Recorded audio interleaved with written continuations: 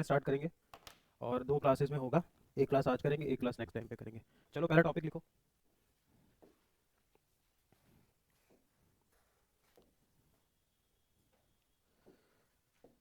मुझे कोई ये बता दो फर्टिलिटी रेट क्या होता है। जो पीपीटी है वो पीपीटी मिल जाएगी।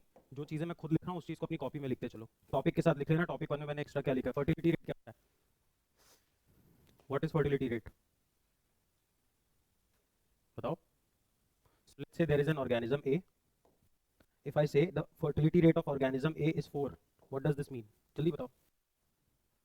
फर्टिलिटी रेट, फर्टाइल क्या होता है? Capable of reproducing. तो लैंड के कॉन्टेक्स्ट में भी यूज होता है। This is a fertile land and this is an infertile. Infertile, fertile मतलब उपजाऊ, इनफर्टाइल मतलब बंजर। तो फर्टिलिटी मतलब कोई कितना प्रोड्यूस कर सकता है। Concept number 1, what is a स्पीसी? स्पीसी क्या होता है? व्हेन आई से ह्यूमंस एज अ स्पीसी, तो ह्यूमन स्पीसी कैसे हैं? जल्दी बताओ।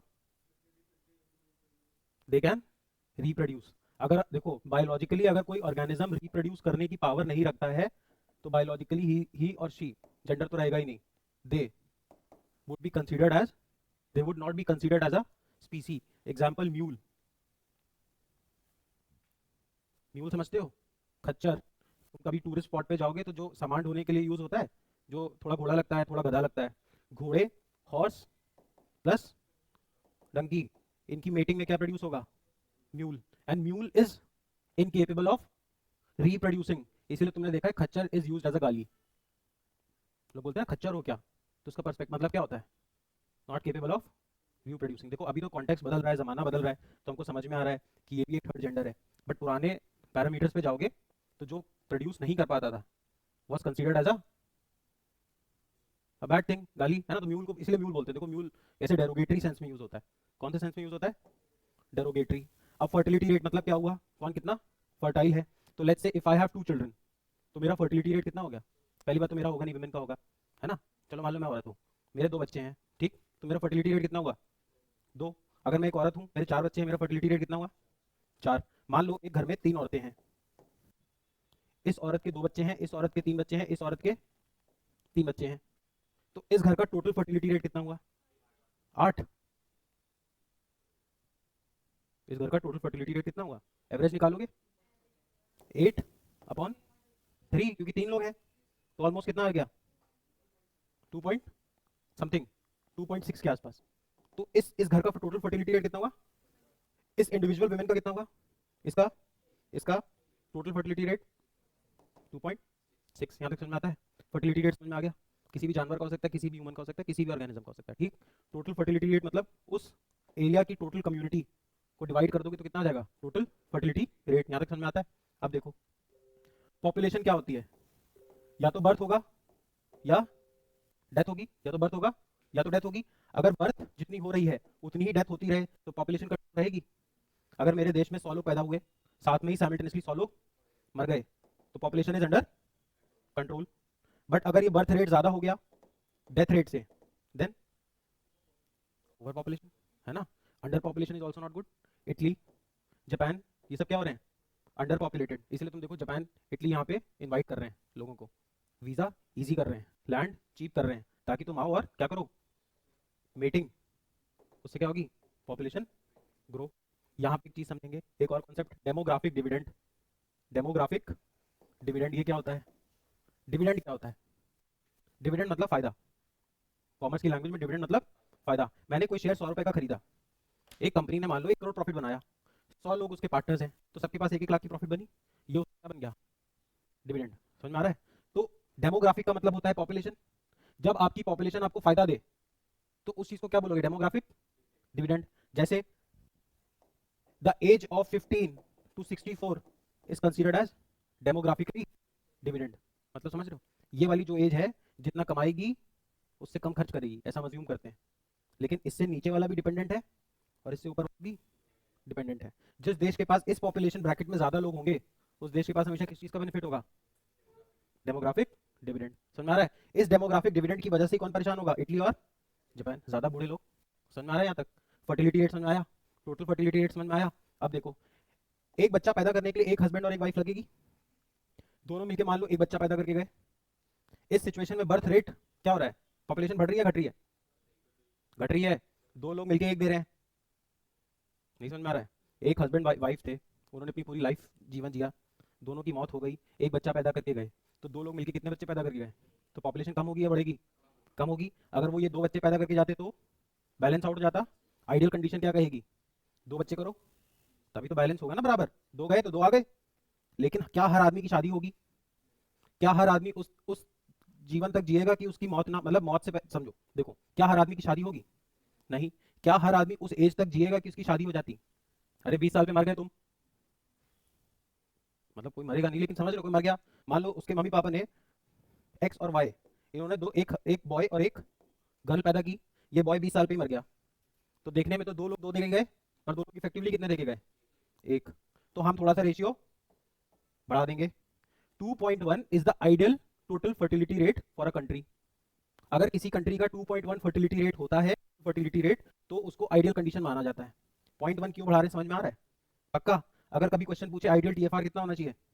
2.1। फर्टिलिटी रेट क्या होता है? कितने उसने ऑफस्प्रिंग को प्रोड्यूस किया। डेमोग्राफिक डिविडेंड समझ में आया? करंट अफेयर क्या है? द गवर्नमेंट हैज अनाउंस, कुछ याद नहीं करना, sex ratio at birth for girl children. इसका मतलब सिंपल सा है, 2014 में अगर 1000 मेल थे तो फीमेल कितनी थी? अब कितने हैं? मतलब विमेन बढ़ रही है कम हो रही है? बढ़ रही है। तो लोग ज्यादा सेंसिटाइज हो रहे हैं। समझ में आ रहा है? हमें याद कुछ नहीं करना, हम बस एक स्टेटमेंट याद रखेंगे कि क्या बढ़ रहा है इंडिया में, मेल फीमेल सेक्स रेशियो। समझ में आया यहाँ तक? पक्का? Total fertility rate, स्पीसी, demographic dividend, समझ में आया? चलो ठीक है, अगला टॉपिक देखो, पढ़ो इसको। पहला इसमें चीज क्या याद करनी है? असम का चीफ मिनिस्टर कौन है? असम का चीफ मिनिस्टर कौन है? जल्दी बोलो। एब्सेंट हो क्या यार, ये नहीं पढ़ रहा है? सर्बानंद सोनोवाल, ठीक। यूनियन मिनिस्टर सर्बानंद सोनोवाल, ये x Assam chief chief minister है, ठीक। अभी का चीफ मिनिस्टर कौन है? हेमंत बिस्व शर्मा, नाम नहीं सुना है? अरे न्यूज़पेपर में कितना आता है भाई, एक्सट्रीम एक्सट्रीम रिमार्क्स कौन देते नहीं? एक्सट्रीम रिमार्क्स एक देखा होगा तुमने, चीफ मिनिस्टर असम के हेमंत बिस्व शर्मा, बस इतना नाम रखो। ये कौन है असम के chief minister? Ex chief minister कौन थे? Sarbananda Sonowal. Sarbananda Sonowal is currently union minister. Is he a part of legislative और एग्जीक्यूटिव? ये कानून बना रहे हैं, कानून का पालन करा रहे हैं?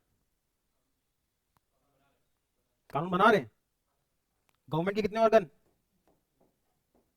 Legislative makes the law, executive implements the law, and judiciary scrutinises both. की गलती तो नहीं हो रही? अब सेंट्रल लेवल पे देख रहे हैं, लॉ बनाता कौन है? लोकसभा और राज्यसभा। एग्जीक्यूटिव कौन होता है? Prime minister and his council of minister. जजेस तुमको पता है, supreme court and high court. अभी लोकसभा और राज्यसभा में आने वाला हर आदमी के एग्जीक्यूटिव का पार्ट है। Rahul Gandhi is also a member of Lok Sabha, but is he a part of the executive?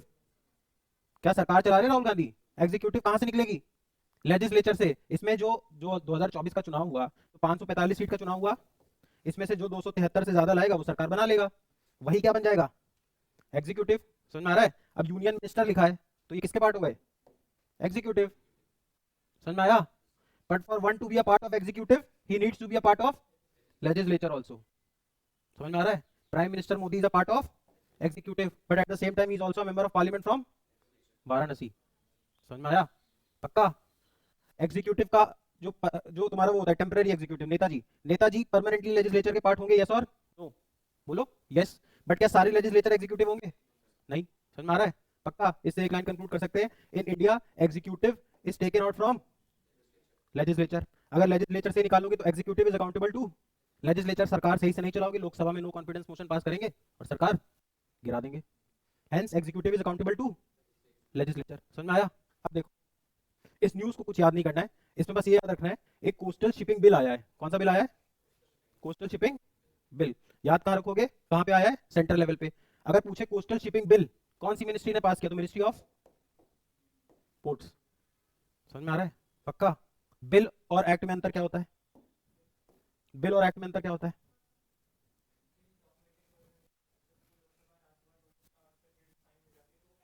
हाँ, मान लो देश में क्या है? Rule of law. इस देश में कोई भी चीज चलेगी तो किससे चलेगी? लॉ से चलेगी। अब मुझे कोई लॉ बनाना है, मैंने लॉ बनाया तो तुम मान जाओगे? नहीं, लेकिन अगर मैंने उसी लॉ को लोकसभा, राज्यसभा और प्रेसिडेंट से साइन करवा दिया, लोकसभा में पास कराया, राज्यसभा में पास कराया, प्रेसिडेंट से साइन कराया, तो वो बिल क्या बन जाएगा? एक्ट। समझ में आया? तो अभी क्या आया है? बिल। एक्ट और बिल में अंतर है, बिल की कोई वैल्यू नहीं है unless it is pass by Lok Sabha, Rajya Sabha and the president. इसी को क्यूमुलेटिवली बोलते हो पार्लियामेंट। अब एक चीज समझो, अब मैं तुमसे हर बार बोलूं लोकसभा राज्यसभा प्रेसिडेंट, लोकसभा राज्यसभा प्रेसिडेंट, उससे अच्छा मैं तुमसे ये ना बोल दूं the law has been passed by the parliament of India. Parliament का मतलब ही क्या होगा? क्वेश्चन पूछता है, समझ में आ रहा है? पक्का? चलो आगे चलें। अब ये पढ़ो, द न्यू पंबियन ब्रिज, इसमें देखो बताता हूँ क्या करना है। ये देख लो ब्रिज, ब्रिज को भी लिफ्ट करने की बहुत सारी क्या आ गई हैं? टेक्नोलॉजीज। अब हम देखो ये बिल कहाँ, ये कहाँ बना रहे हैं?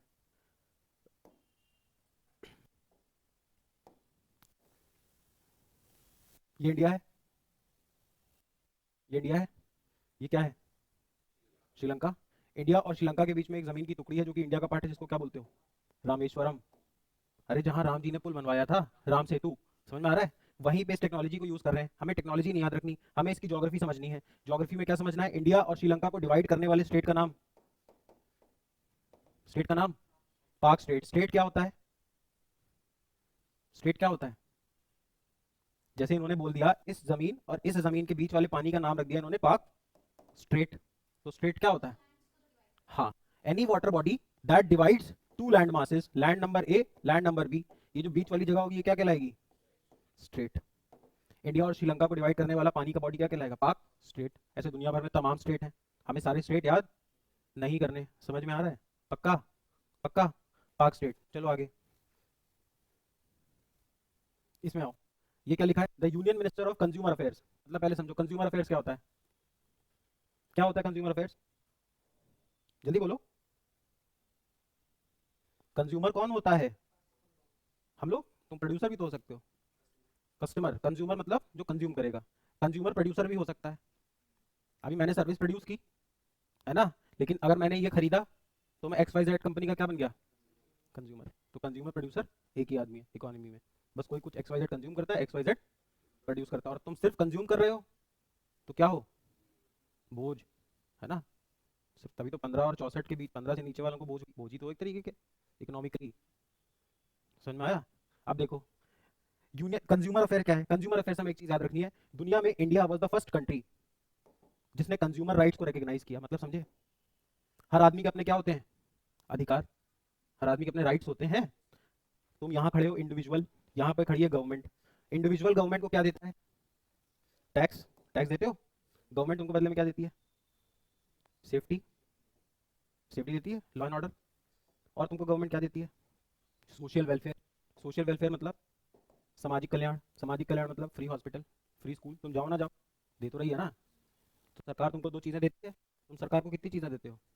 बस एक चीज, और कुछ नहीं देते हो? वोट देते हो। समझ में आया? अब जब तुम सरकार को टैक्स देते हो और वोट देते हो, सरकार तुमको बदले में सेफ्टी और सोशल वेलफेयर देती है, तो गिव एंड टेक हो गया। मतलब तुम्हारे कुछ राइट्स होंगे, कुछ गवर्नमेंट के भी राइट्स होंगे। तुम किसी का मर्डर कर दो, गवर्नमेंट तुमको जेल में डालेगी, ये गवर्नमेंट का राइट है। समझ में आ रहा है? लेकिन कुछ तुम्हारे भी राइट्स हैं। समझ में आ रहा है? तुम कुछ भी नहीं कर रहे हो तब भी तुमको डिटेन कर लें तो तुम्हारे कुछ फंडामेंटल राइट्स हैं। वो राइट्स हमें पढ़ने होते हैं, बट तुम्हारे भी कुछ राइट्स हैं। तुम्हें समझ में आता है ना? सबके, हर सिटीजन के कुछ राइट्स हैं। तो इंडिया पहला ऐसा कंट्री था जिसने कंज्यूमर के राइट्स को रिकॉग्नाइज किया। मतलब समझे? एक होता है ह्यूमन राइट्स, कि मैं इंसान हूँ तो मेरा ये राइट है, लेकिन मैं अगर कंज्यूमर हूँ तो भी तो मेरे कुछ राइट्स होने चाहिए। जैसे तुमने मुझसे बोला इस क्रीम से मैं 90 दिन में गोरा हो जाऊंगा, और मैं गोरा नहीं हुआ, तो मेरा राइट होगा ना मैं कहीं जाके तुम्हारी कंप्लेन कर दूं। कहाँ कंप्लेन करोगे? Consumer forum. समझ में आ रहा है? बस हमें इतना याद रखना है, India was the first country in the world to recognise consumer rights. सोचो कितनी बड़ी बात है, हमने 1985 में ही कंज्यूमर राइट्स रिकॉग्नाइज कर लिए थे। इसीलिए तुम वो ऐड देखते हो, जागो ग्राहक जागो। सुना है वो ऐड? जागो ग्राहक जागो, सुना है? वो क्या है? Consumer right. इन्हीं सब चीजों के लिए कौन सी मिनिस्ट्री बनी है? Consumer affair. ठीक। अब इंडिया में कंज्यूमर अफेयर एक बहुत पॉपुलर स्कीम चलाती है जिसको तुम बोलते हो पीडीएस, पब्लिक डिस्ट्रीब्यूशन सिस्टम। क्या होता है पीडीएस? राशन की दुकान होती है, राशन की दुकान होती है ना। इंडिया में एक कानून है, national food security act of 2013। National food security act of 2013, जो ये कहती है कि हम अपनी गांव की 75% पॉपुलेशन और शहरों की 50% पॉपुलेशन, गांव की 75% और शहरों की 50% पॉपुलेशन को क्या देंगे? Free ration. पीडीएस नहीं मालूम है? पीडीएस नहीं मालूम है? सरकारी खाना मिलता नहीं मालूम है? नहीं मालूम है? एक, दो और तीन। 1 रुपए का गेहूं, 2 रुपए का चावल, 3 रुपए का मोटा अनाज। याद नहीं करना है, मैं तुम्हें बस बता, 1 रुपए पर किलो। अब इसमें देखो एक चीज और मालूम कर लो, पूछेगा नहीं कभी। अब ऐसे तो तुम्हारे दिमाग में आएगा यार 1 रुपए किलो चावल मिलता है तो मैं जाके 100 किलो ले आऊँ। आएगा ना? नहीं आएगा। तुम्हारी बात नहीं, मैं नॉर्मल बात कर रहा हूँ ना, मैं अपनी सबके आएगा ना दिमाग में? नहीं आएगा।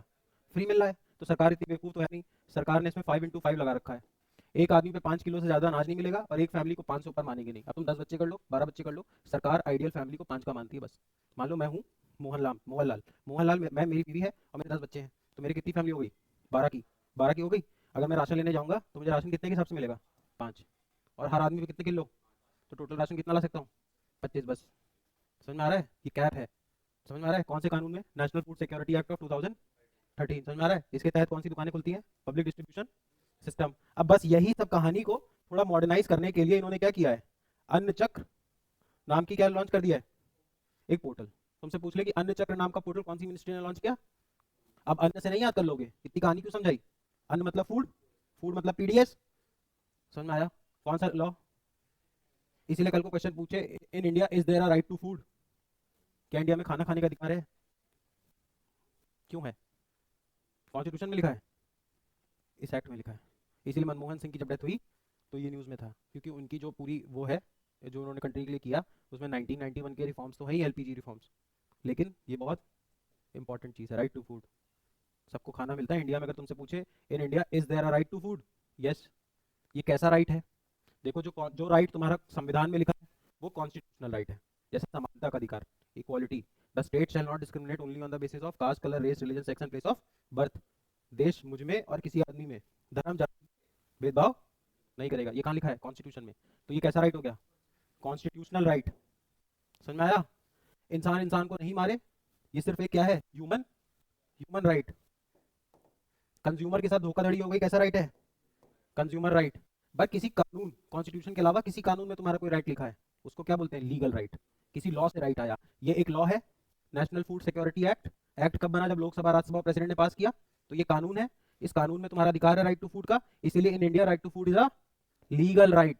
समझ में आया? क्वेश्चन पूछता है, लीगल राइट है, कॉन्स्टिट्यूशनल राइट नहीं है।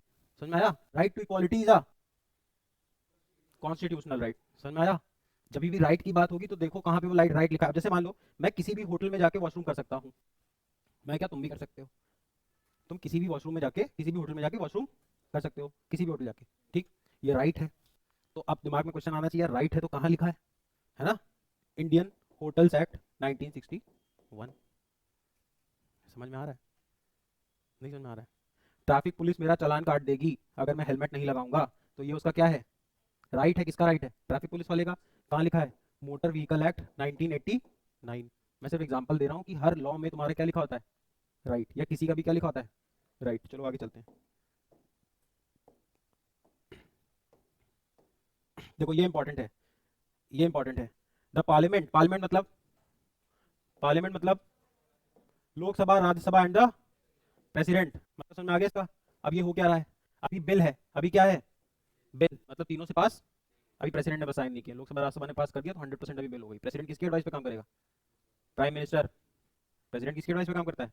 Prime minister. Prime minister is a very strong personality right now, तो होना ही है पास।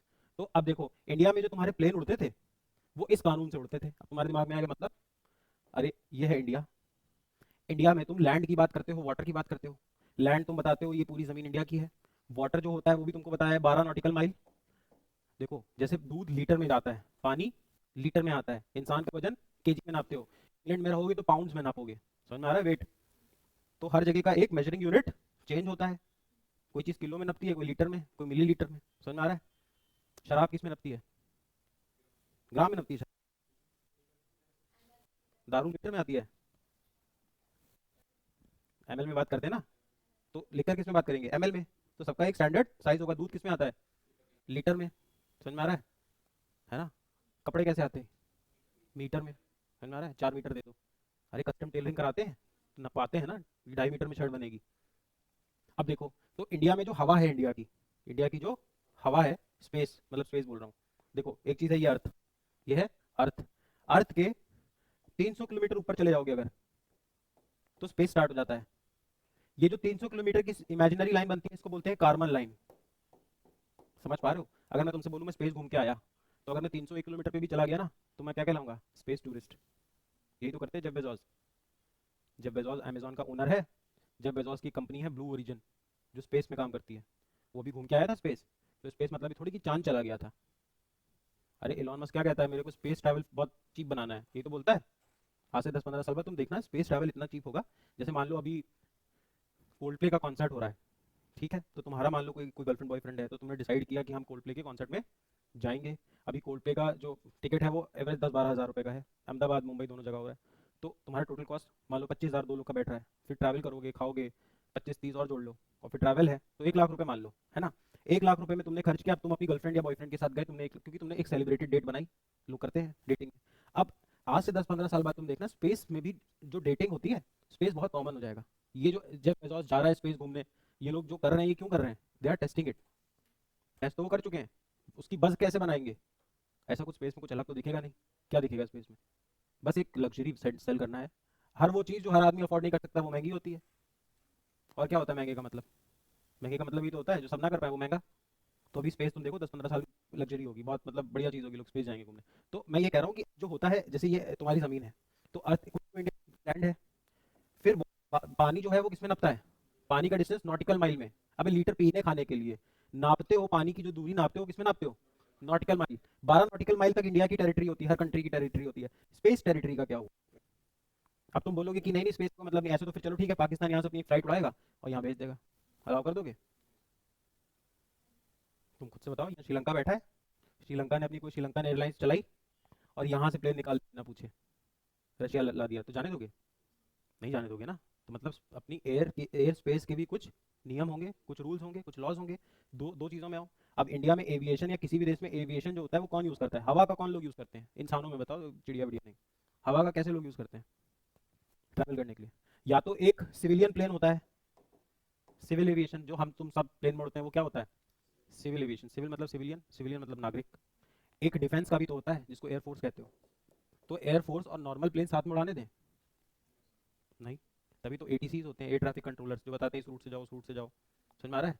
तो स्पेस भी हमारी डिवाइड होती है कि ये वाली स्पेस सिविल एविएशन की है, ये वाली स्पेस। समझ में आ रहा है? इसलिए कभी देखा होगा कुछ कनेक्टिंग फ्लाइट्स होती हैं। समझ में आ रहा है? तो इस ये सारी चीज़ों को कौन अब तक करता था इंडिया में? Aircraft act of. अब इसकी जगह नए रूल्स आ गए हैं, भारतीय वायुयान विधेयक बिल 2024। तुमसे अगर कल को पूछे एयरक्राफ्ट एक्ट को किसने रिप्लेस किया है, तो भारतीय वायुयान विधेयक बिल 2024। समझ में आ रहा है ये कानून बना क्यों है? पहले भी था। अब 1934 में क्यों आया? अरे प्लेन ही नहीं थे 100 साल पहले। 150 साल पहले प्लेन्स कहाँ थे? जब प्लेन्स नहीं थे तो उस पर कोई लॉ की जरूरत ही नहीं थी। क्रिप्टो करेंसी पॉपुलर है इसलिए तो क्रिप्टो करेंसी पे एक्ट बन रहा है। 10 साल पहले क्रिप्टो करेंसी पे कोई कानून था? क्योंकि क्रिप्टो करेंसी एग्जिस्ट करती थी, लेकिन इतने बड़े पे नहीं कि सोसाइटी को इम्पैक्ट कर सके। प्लेन तो 1904 1905 में ही बन गया था, राइट ब्रदर्स ने बनाया था, सुना होगा। लेकिन भाई 1905 में जो चीज़ बनी है, तुम्हें लगता है वो हर आदमी के एक्सेस में होगी? 34-34 तक हो गई एक्सेस में। समझ में आ रहा है? सबकी बात करेंगे। अब इसमें ये नहीं सोचेंगे मैं प्लेन पे नहीं गया हूँ तो इतना कॉमन कैसे है, कॉमन हो गया था। चले आगे। आगे देखो, इसमें एक चीज़ और याद रखो, ये वाला कानून जो आएगा वो कौन सी मिनिस्ट्री में आएगा? जल्दी बताओ। Ministry of civil aviation. Ministry of civil. Minister कौन है? ज्योतिरादित्य सिंधिया। समझ में आया तक? इससे पहले हरदीप सिंह पुरी था, हमें अभी का याद रखना है, मिनिस्ट्री ऑफ सिविल एविएशन। अब दूसरा क्वेश्चन, जो सिविल एविएशन होता है वो एक कंट्री पे डिपेंड करता है कि मल्टीपल कंट्रीज पे? मुझे यहाँ से लंदन जाना है, तो मैं सीधा लंदन पहुंच जाऊंगा? मुझे कई देशों से गुजरना पड़ेगा, 100%, है ना? उसके लिए उन देशों से क्या लेनी पड़ेगी? परमिशन लेनी पड़ेगी, ऐसे तो लैंड नहीं कर लेंगे। तो ये सारी परमिशन, या मान लो इंटर बॉर्डर में कहीं जा रहा हूँ, ट्रैवल कर रहा हूँ, तो इसके लिए कोई एक ऐसी बनानी पड़ेगी जो पूरी दुनिया पे नजर रखे। समझ पा रहे हो? जब प्रॉब्लम इंडिया की होगी तो इंडिया का कानून बनेगा। लेकिन कोई प्रॉब्लम ऐसी है जो मल्टीपल कंट्रीज को इम्पैक्ट कर जाएगी। मान लो मैं इंडिया से चला, है ना, मुझे लंदन जाना था, बीच में मेरी फ्लाइट इस्तांबुल में रुकी, टर्की में यूजुअली रुकती भी है, मैं इस्तांबुल में मेरी फ्लाइट रुकी। अब मान लो मैं यहाँ से कुछ आरडीएक्स लेके गया, मैंने इस्तांबुल में बम ब्लास्ट कर दिया, तो इसमें इस्तांबुल की कोई गलती थी? तो ऐसी चीज़ों को रोकने के लिए एक इंटरनेशनल बॉडी चाहिए जो सबकी बुद्धि पकड़ के रखे। उसी को बोलते हैं इंटरनेशनल सिविल एविएशन ऑर्गेनाइजेशन। इसका हेडक्वार्टर कहाँ पे है? मॉन्ट्रियल में। मॉन्ट्रियल कहाँ पे है? खालिस्तान। समझ में आया? खालिस्तान आप बोल सकते हैं, इंडिया के अच्छे रिलेशन नहीं है कनाडा से। सुना है? पक्का सुना है? इंटरनेशनल सिविल एविएशन ऑर्गेनाइजेशन का काम क्या है? इंडिया में कौन सा कानून है? रिप्लेस किसको किया? क्यों कानून बन रहा है, समझ में आया? चलो आगे। The Rajya Sabha has passed the Boilers Bill 2024, replacing the 100-year-old Boilers Act of 1923 to aims to decriminalize 7 offences and promote ease of doing business. Boilers क्या होते हैं? एक टाइप के कंटेनर शिप्स, एक टाइप के कंटेनर शिप्स। अभी हमें क्या याद रखना है इसमें कि बिल इंट्रोड्यूस कहीं से भी हो सकता है। मतलब समझो, एक बिल को एक्ट बनने में 3 जगह से निकलना पड़ेगा, लोकसभा, राज्यसभा और फिर प्रेसिडेंट। ये समझ में आता है? पक्का? तो एक सवाल आ सकता है कि लोकसभा में पहले जाएगा या राज्यसभा में, है ना? तो इनिशिएट बिल कहीं भी हो सकता है। कुछ ऐसे बिल्स हैं, वो लीगल का काम है, तुम्हें पढ़ने की जीके में जरूरत नहीं है। कुछ ऐसे कानून होते हैं जो सिर्फ लोकसभा से इंट्रोड्यूस होंगे, यूजुअली पैसे से रिलेटेड, क्योंकि ये माना जाता है लोकसभा में बैठा आदमी डायरेक्टली चुना गया है, तो वो पब्लिक से ज़्यादा जुड़ा हुआ है, तो उसको कुछ पावर्स ज़्यादा है दोनों एमपी। पार्लियामेंट क्या है? Lok Sabha, Rajya Sabha, president. President is also part of parliament. If I am a member of Rajya Sabha then also I am a member of parliament, क्योंकि पार्लियामेंट तो बड़ी चीज़ है ना, एमपी हूँ मैं। If I am a member of Lok Sabha then also I am a part of parliament. समझ में आ रहा है? पक्का? So if I ask can a bill be introduced in Lok Sabha और राज्यसभा और अ bill can be initiated in both the houses, तो answer क्या होगा? Yes, a bill can be initiated in both the houses. जिसको लीगल पढ़ना है उसको, उसमें यहाँ थोड़े चेंजेस आ जाएंगे, बाकी लेमैन के लिए इतना ही जानना बहुत होता है। अब लीगल पढ़ना है तो उसमें कॉन्स्टिट्यूशनल अमेंडमेंट होता है, फिर मनी बिल होता है, उतना वकील बनना है तो पढ़ो, नहीं तो कोई जरूरत नहीं है। ठीक है, यहाँ तक समझ में आया? चलो आगे आओ। अच्छा ये बताओ, लैंड ऑफ स्पिरिचुअलिटी किसको बोलते हैं? लैंड ऑफ स्पिरिचुअलिटी, जल्दी बोलो। India. Land of spirituality. Spiritual और रिलीजियस में अंतर क्या है? मैं तुमसे बोलता हूँ मैं बहुत स्पिरिचुअल हूँ, या मैं तुमसे बोलता हूँ मैं बहुत रिलीजियस हूँ, दोनों में अंतर क्या है? सेम चीजें हैं? बोलो जल्दी बोलो। If a man is religious, can I say he is spiritual also? And if I say a man is spiritual, then can I conclude he is religious also? दोनों सेम चीजें हैं, डिफरेंट? बताओ। Spiritual मतलब अध्यात्म, religion मतलब धर्म। धर्म और अध्यात्म एक चीजें हैं। स्पिरिचुअल और रिलीजन, अध्यात्म और धर्म, क्या दोनों एक चीजें हैं? देखो, कोई भी चीज, तुम जितना भी रिलीजन स्पिरिचुअल समझते हो, मैं कोई बाबा तो हूं नहीं, मैं इस पे लेक्चर दूंगा, तुम्हें जहां समझना है समझो। बेसिक डिफरेंस ये होता है, जो भी चीज बाहर से फोर्स हो रही हो, जो भी चीज बाहर से फोर्स हो रही हो वो रिलीजियस है, और जो तुम्हारी इनर इंजीनियरिंग में काम कर रही है वो स्पिरिचुअल है। अगर मैं सुबह 4 बजे जाके घंटा बजाऊं या 4 बजे जाके अजान पढ़ूं, ये रिलीजियस है, ये स्पिरिचुअल है? रिलीजियस है। कोई ऐसी चीज़ है जो बाहर कर रहा हूँ, ज़रूरी थोड़ी मैं पूजा कर रहा हूँ तो मैं मन से पूजा कर रहा हूँ। मैं, देखो मैंने मौलवी भी ऐसे देखे हैं, मैंने पंडित भी ऐसे देखे हैं, तो सिर्फ कहने को हैं, तो करते सब हैं। सबकी बात कर रहा हूँ, इवन फादर्स, सिख गुरु भी, पंडित भी और मौलवी भी। वो 4 बजे घंटा बजाने लगे तो ज़रूरी है वो स्पिरिचुअल भी हो? नहीं, क्योंकि वो तो एक्सटर्नल एक्टिविटी है ना। समझ में आ रहा है? तो रिलीजियस होता है एक्सटर्नल, कि हम तुमको कोई धर्म समझाने लग गए, ये रिलीजियस कर रहे हैं हम तुमको। अगर हम तुम्हारी इनर इंजीनियरिंग पे काम कर रहे हैं, वो क्या है? स्पिरिचुअलिटी। कभी भी कोई भी स्पिरिचुअल इंसान किसी रिलीजन को खराब नहीं कहेगा, क्योंकि ultimate aim of every religion is to make you spiritual. समझ में आ रहा है? बहुत लंबा लेक्चर देने का मैं इतना काबिल भी नहीं हूँ, पर दोनों में बेसिक अंतर ये है। अगर कोई स्पिरिचुअलिटी की बात कर रहा है मतलब इनर इंजीनियरिंग की बात हो रही है, कोई रिलीजियोसिटी की बात कर रहा है वो ऐसी चीज़ की बात कर रहा है जो बाहर से फोर्स की जाएगी। अगर मैं अगरबत्ती जलाऊं, इवन मुस्लिम हूँ चाहे मैं हिंदू हूँ, मैं सबकी बात कर रहा हूँ, सिख हूँ क्रिश्चियन हूँ, अगरबत्ती स्पिरिचुअलिटी का पार्ट है कि रिलीजियोसिटी? रिलीजियस। एक्सटर्नल चीज़, पाठ पढ़ रहे हैं या आयत पढ़ रहे हैं, समझ में आ रहा है, या बाइबल का कोई वर्स पढ़ रहे हैं, ये रिलीजियस है, स्पिरिचुअल नहीं है। India is considered as the land of spirituality. क्यों? ऑलमोस्ट 4 धर्म तो यहाँ से निकले हैं। अब तुम इसमें रिलीजन को गलत मत बोलो, स्पिरिचुअलिटी तक जाने के कई रास्ते हो सकते हैं, उसमें एक रास्ता रिलीजन भी हो सकता है। समझ में आ रहा है? India is considered as the land of spirituality because Hinduism, Sikhism, Buddhism, Jainism, दुनिया के 4 प्रोमिनेंट धर्म तो एक ही देश से आ रहे हैं। समझ में आ रहा है? अब यहाँ 2 चीज़ें याद रखेंगे। मेडिटेशन सब समझते हैं, ध्यान। हमने दिसंबर 21 को आपसे क्या बना लिया है? United nation general assembly. ये क्या है? यूएन एक बॉडी है, यूनाइटेड नेशंस, उसका काम है दुनिया में कोई लड़ाई दंगा ना हो। तो यूएन में हर कंट्री के मेंबर जाके बैठते हैं, जहां पे हर आदमी बैठता है और 1 member is equal to 1 vote. मतलब अगर बांग्लादेश का 1 वोट है और एक यूएस का वोट है तो दोनों इक्वल माने जाएंगे। दुनिया की एक तरीके की क्या है ये पार्लियामेंट, हर देश से लोग आते हैं। समझ में आ रहा है? शशि थरूर क्यों पॉपुलर हुए थे? यहीं बैठे थे, इंडिया को रिप्रेजेंट कर रहे थे। समझ में आ रहा है? एक तुमने नेता सुने होंगे हरदीप सिंह पुरी, मोदी जी के बाद खास है, अभी 2-3 मिनिस्ट्री है उनके पास, वो भी कहाँ बैठे थे? यूजुअली आईएफएस ऑफिसर सुना, इंडियन फॉरेन सर्विस, ये लोग यहीं जाते हैं। समझ में आ रहा है? अब ये सारे कहाँ बैठते हैं? जनरल असेंबली, हिंदी में महासभा। जहाँ सारे बैठे वो सभा, जहाँ सब बैठे वो महासभा। तो यूनाइटेड नेशन की सबसे बड़ी बॉडी कौन सी है? यहाँ का रूल क्या है? इसमें लगभग 194 कंट्री है, 1 country is equal to 1 vote. इसने क्या बोला है? हम दिसंबर 21 को अब से क्या बनाएंगे? World meditation day. जब योगा डिक्लेयर की थी तो योगा पे बराबर हर जगह क्वेश्चन पूछा गया था। जून 21 क्या है? World yoga day. दिसंबर 21 क्या है? World meditation day. किसने माना? वर्ल्ड की बात है ना। अब तुम इंडिया से बोल दो कि नहीं नहीं 21 दिसंबर को वर्ल्ड मेडिटेशन डे, वर्ल्ड मान जाएगा? तो यूएन को मनाना पड़ेगा। जब भी कहीं वर्ल्ड लगा हो तो समझ जाना यूएन से परमिशन मिला हुआ है। समझ में आया? यूएन की सबसे बड़ी बॉडी जनरल असेंबली, सबसे powerful United nation security council. समझ में आ रहा है?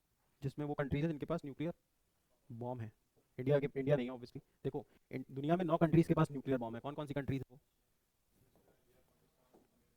एक तो यूएस के पास न्यूक्लियर बॉम्ब है, रशिया के पास न्यूक्लियर बॉम्ब है, फ्रांस के पास है, यूके के पास है, ब्रिटेन मतलब, और चाइना, इनके पास तो था ही।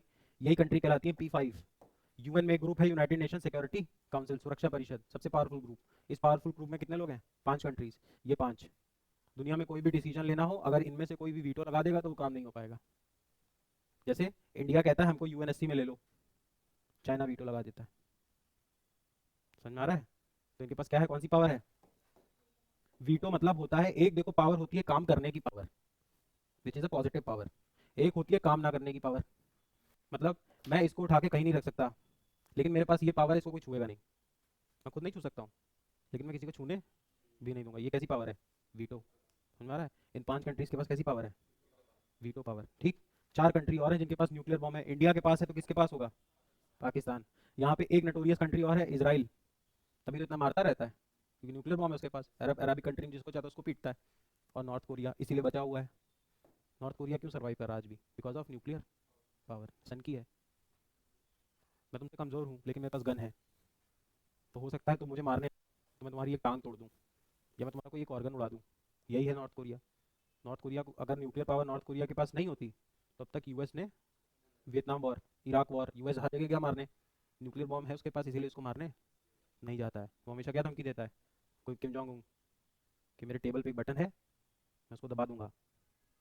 समझ में आ रहा है? पूरा यूएस नहीं खत्म होगा, लेकिन अगर यूएस के 3 प्रोविंस भी चले गए, इंडिया पाकिस्तान, आज इंडिया आर्मी आर्मी लड़ाई हो जाए इंडिया पाकिस्तान की, आज पाकिस्तान पीट दिया जाएगा। लेकिन न्यूक्लियर बॉम्ब है ना, तुम मारोगे आधा इंडिया तोड़ा देगा। Be practical. Same goes for China, India also. China जितनी बार चाहे उतनी बार इंडिया को पीट दे, वेरी प्रैक्टिकली। हर चीज़ में चाइना आ गया, और कम से कम 10-50 गुना आ गया, प्रैक्टिकल बात। But India has nuclear bomb. Nuclear bomb किस चीज़ में हेल्प करती है? डिटरेंस। डिटरेंस समझ में आया? डिटरेंस मतलब क्या होता है? डर। समझ में आ रहा है? इसीलिए यूएस में गन अलाउड है। गन तुम्हें किस चीज़ में हेल्प करती है? डिटरेंस में। समझ में आ रहा है? गन का और काम क्या होता है? शूट। शूट नहीं होता, डिटरेंस, कि मेरे पास गन है, डोंट पोक मी। समझ में आ रहा है? चलो, ये समझ में आया? योगा डे कब होता है? Meditation day 21 December is also the shortest day. समझ में आता है इस बात को? समर सॉलिस्टिस, विंटर सॉलिस्टिस समझ में आती है? अर्थ है, अर्थ को हमने एक इमेजिनरी लाइन इक्वेटर में बांट रखा है। 21 जून को नॉर्थ हेमिस्फेयर में ऊपर वाले पार्ट में लॉन्गेस्ट क्या होता है? डे, सबसे लंबा दिन। और 21 दिसंबर को ऊपर नॉर्दर्न हेमिस्फेयर में क्या होता है? Shortest day. सेम उल्टा हो जाएगा सदर्न हेमिस्फेयर में। 21 जून को इनके यहाँ क्या होगा? Shortest day. 21 दिसंबर को क्या हो जाएगा? Longest day. इसीलिए तुम नोटिस करोगे इंडिया और ऑस्ट्रेलिया की जब भी सीरीज ऑस्ट्रेलिया में खेली जाती है तो दिसंबर के महीने में खेली जाती है, क्योंकि दिसंबर में वहां पे दिन लंबे होते हैं, छोटे बड़े दिन होंगे ना। अबे इसीलिए तो तुम लोग क्रिसमस को बोलते हो बड़ा दिन। क्रिसमस को बोलते हैं ना गाँव में बड़ा दिन। क्यों बोलते हैं बड़ा दिन?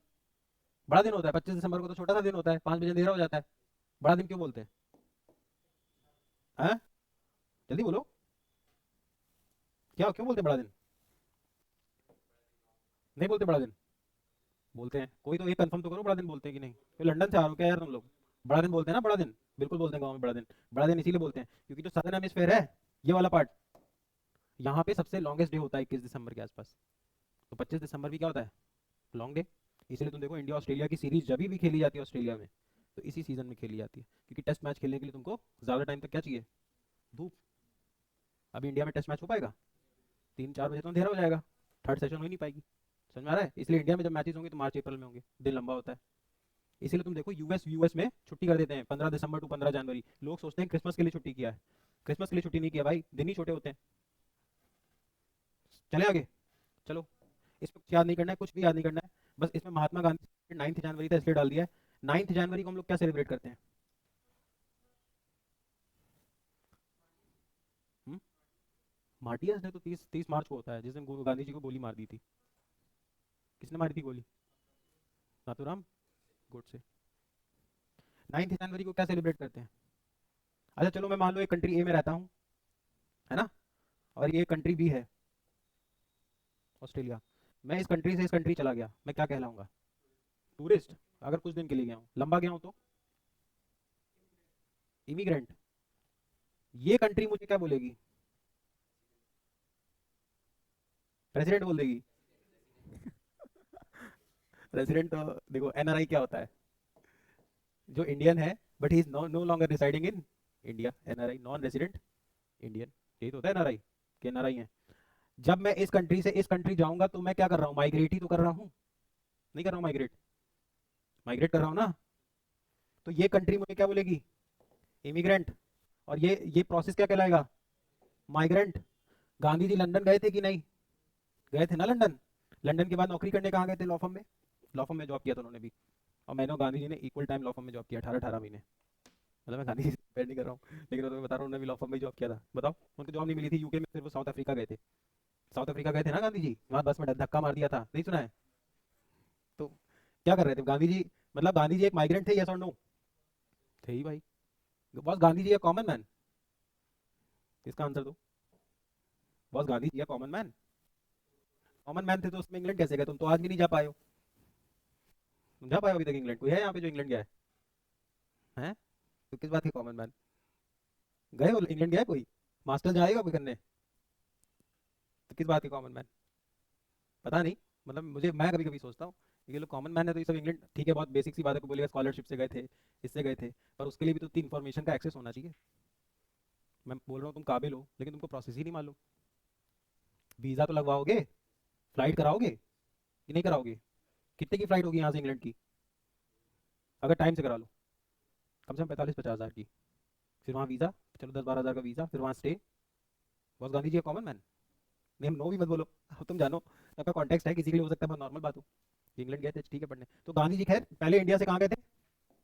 इंग्लैंड। इंग्लैंड में इन्होंने क्या किया? लॉ। उनकी स्टोरी पढ़ोगे तो लॉ के बाद उनको कोई बहुत अच्छी जॉब जॉब नहीं मिली। तो इंग्लैंड के बाद उनके एक फ्रेंड रहते थे गुजरात के ही जानने वाले, उनकी साउथ अफ्रीका में एक लॉ फर्म चलती थी। तो गांधी जी कहाँ चले गए? South Africa. Gandhi ji was born in the year 1869। Gandhi ji की मम्मी का नाम कस्तूरबा गांधी, पापा का नाम मोहनदास।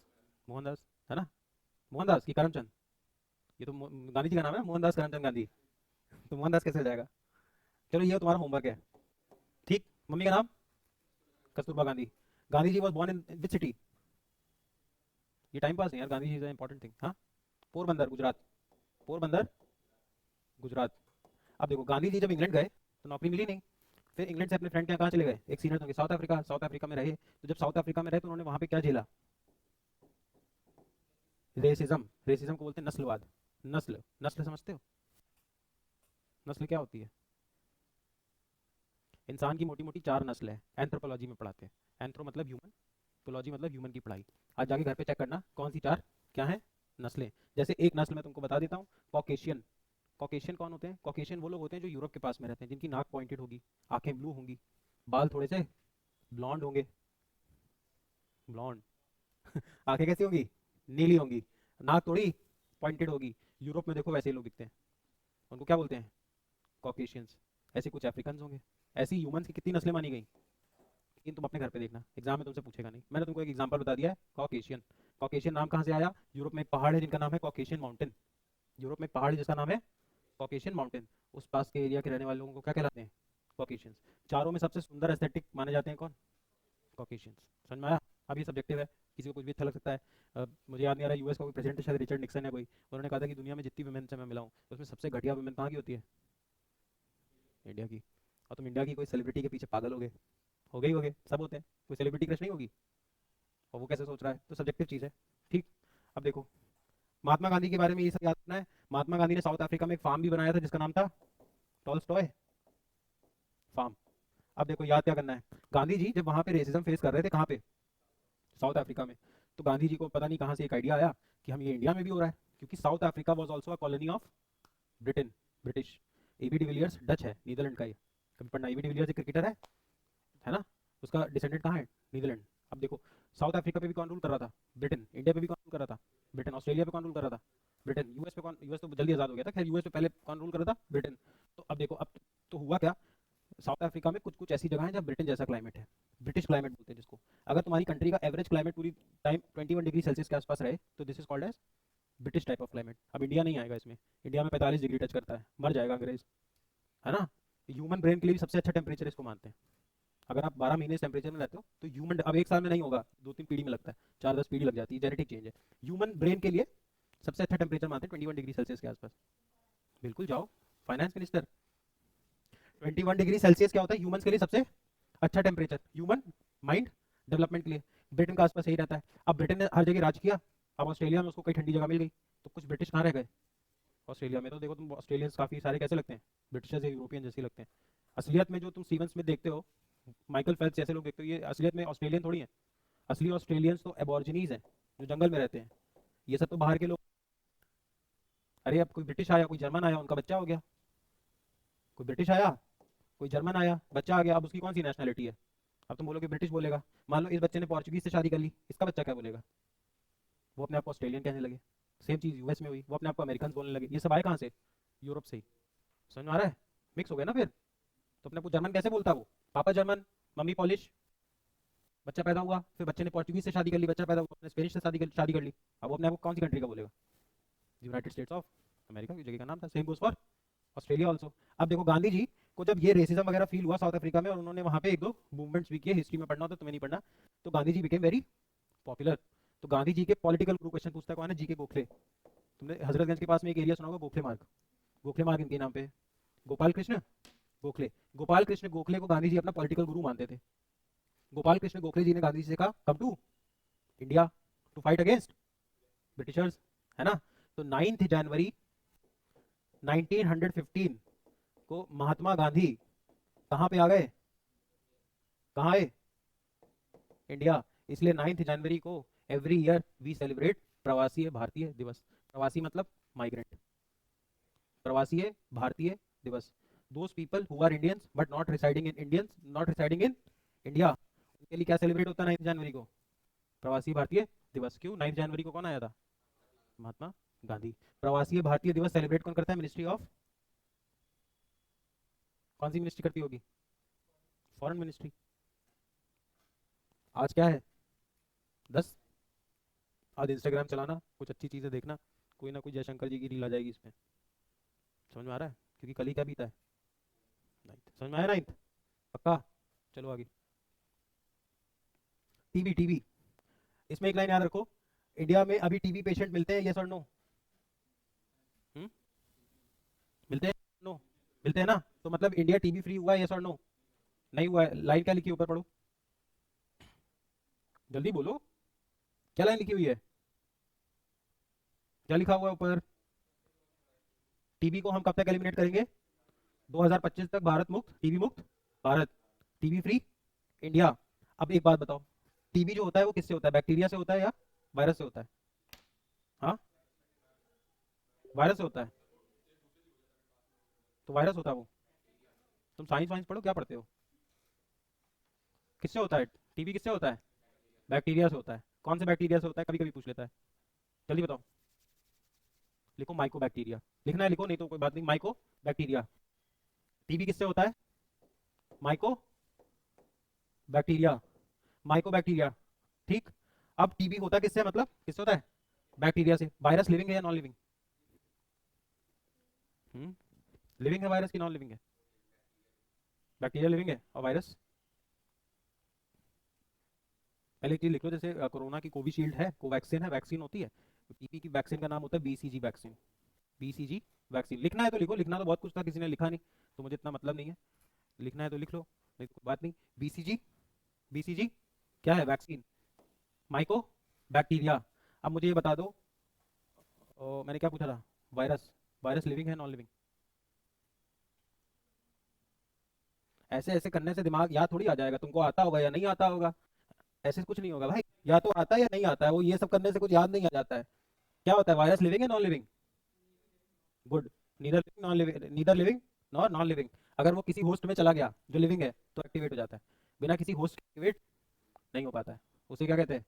वायरस। समझ में आया? बैक्टीरिया लिविंग है, फंगस लिविंग है, सिर्फ वायरस इकलौता है जो डुअल कैरेक्टर का है, अकेले है तो नॉन लिविंग, किसी होस्ट में है तो लिविंग, मेरे शरीर में आएगा तो एक्टिवेट हो जाएगा। समझे? समझ में आया? वायरस का स्टेटस। टीबी के लिए कौन सी वैक्सीन? बीसीजी। समझ में आया? पक्का? और टीबी होता कौन से बैक्टीरिया से? Mycobacteria. चलो आगे। नारकोटिक्स क्या होता है?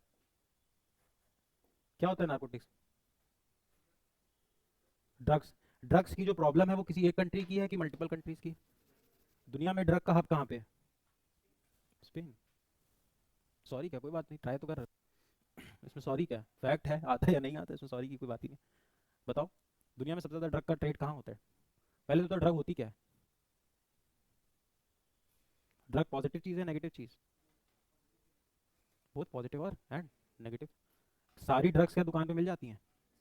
नहीं। एक लिस्ट एच होती है, लिस्ट एच में जो दवाइयाँ लिखी होती हैं वो सिर्फ प्रिस्क्रिप्शन के बाद ही मिलती हैं, जैनएक्स वगैरह, जिसको लोग एक्सप्लॉइट भी कर लेते हैं एज अ ड्रग।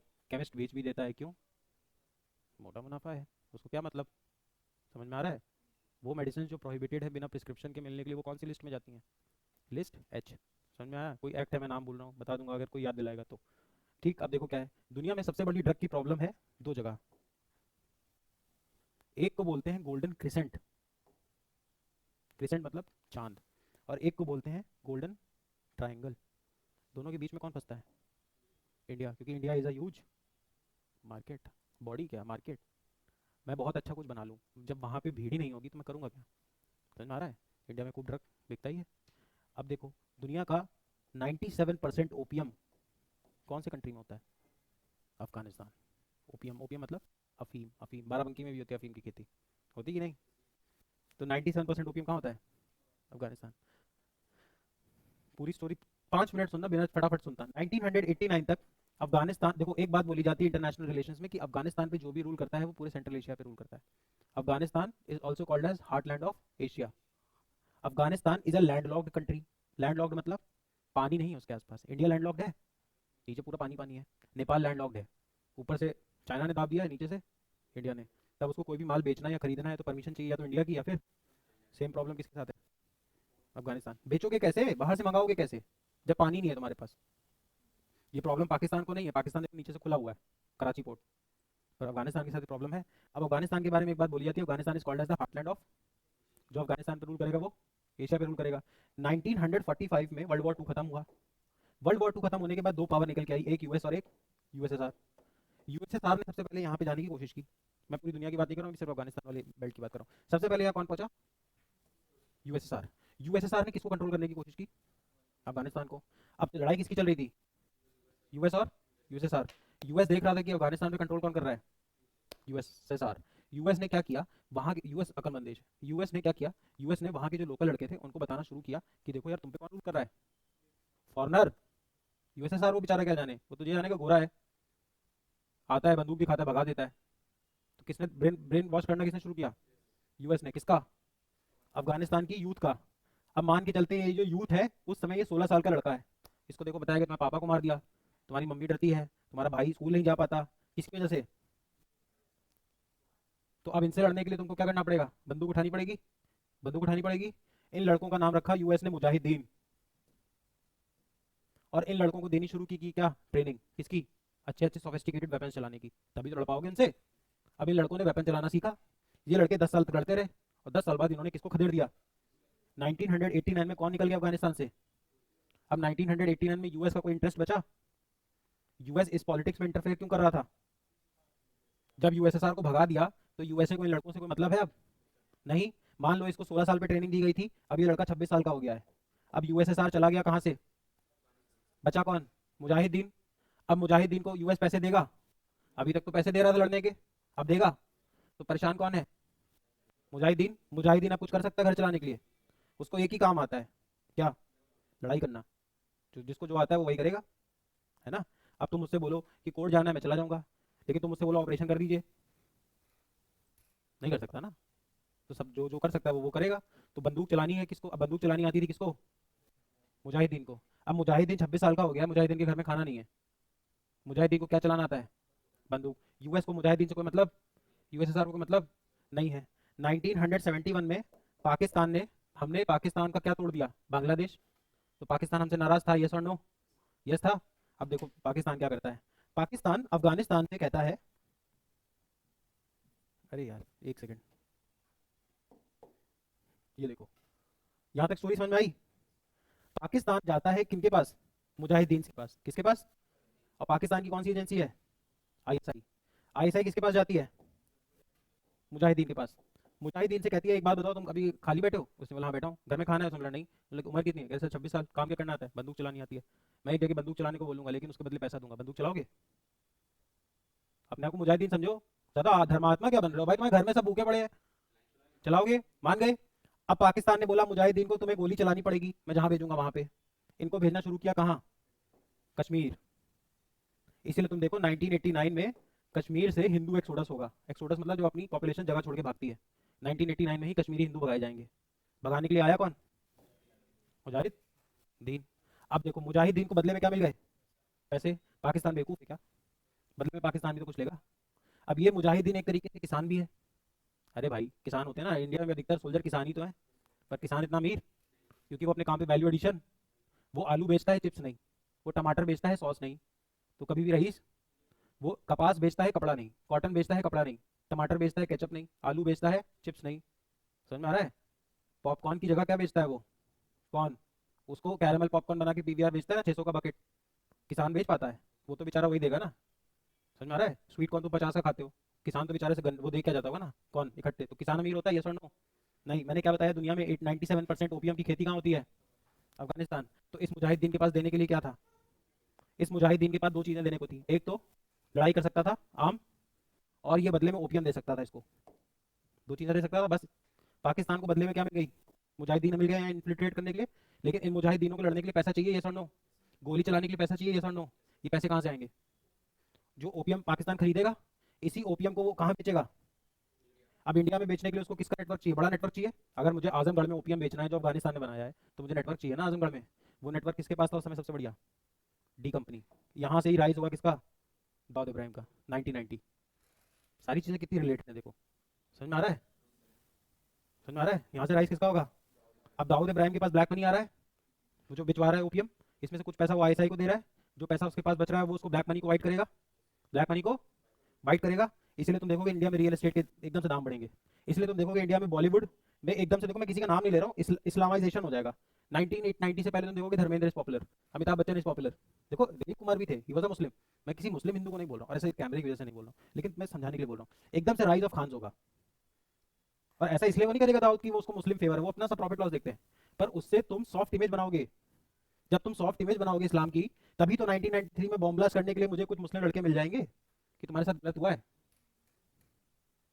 समझ में आ रहा है? ये सब कुछ क्या है? सब कुछ क्या है? रिलेटेड। अब देखो ड्रग के पीछे कितनी बड़ी कहानी बनी, है ना? अभी दुनिया में जो ड्रग का काम है, इसको रोकने के लिए बॉडी बनाओगे, इसी को बोलते हैं United nation office on drug control. अब इसने क्या किया है, ये हर साल मीटिंग करता है, इस साल वाली मीटिंग इंडिया में हो रही है बस। ये तो लिखा है, और क्या लिखा हुआ है? क्योंकि ड्रग का जो काम है, ड्रग मैनेज है, जो ड्रग का प्रॉब्लम है वो एक कंट्री में नहीं है, इंटर कंट्री है। गोल्डन क्रिसेंट और गोल्डन ट्रायंगल, और समझ लो दो नेटवर्क बताए जाते हैं कि ड्रग्स यहाँ पे बहुत ज़्यादा ड्रग का कारोबार होता है। एक तो समझ में आ गया, इंडिया पाकिस्तान अफगानिस्तान। एक क्या बन रहा है मैप में देखोगे जाके, तीनों कंट्रीज को जोड़ोगे तो क्या बनेगा? एक,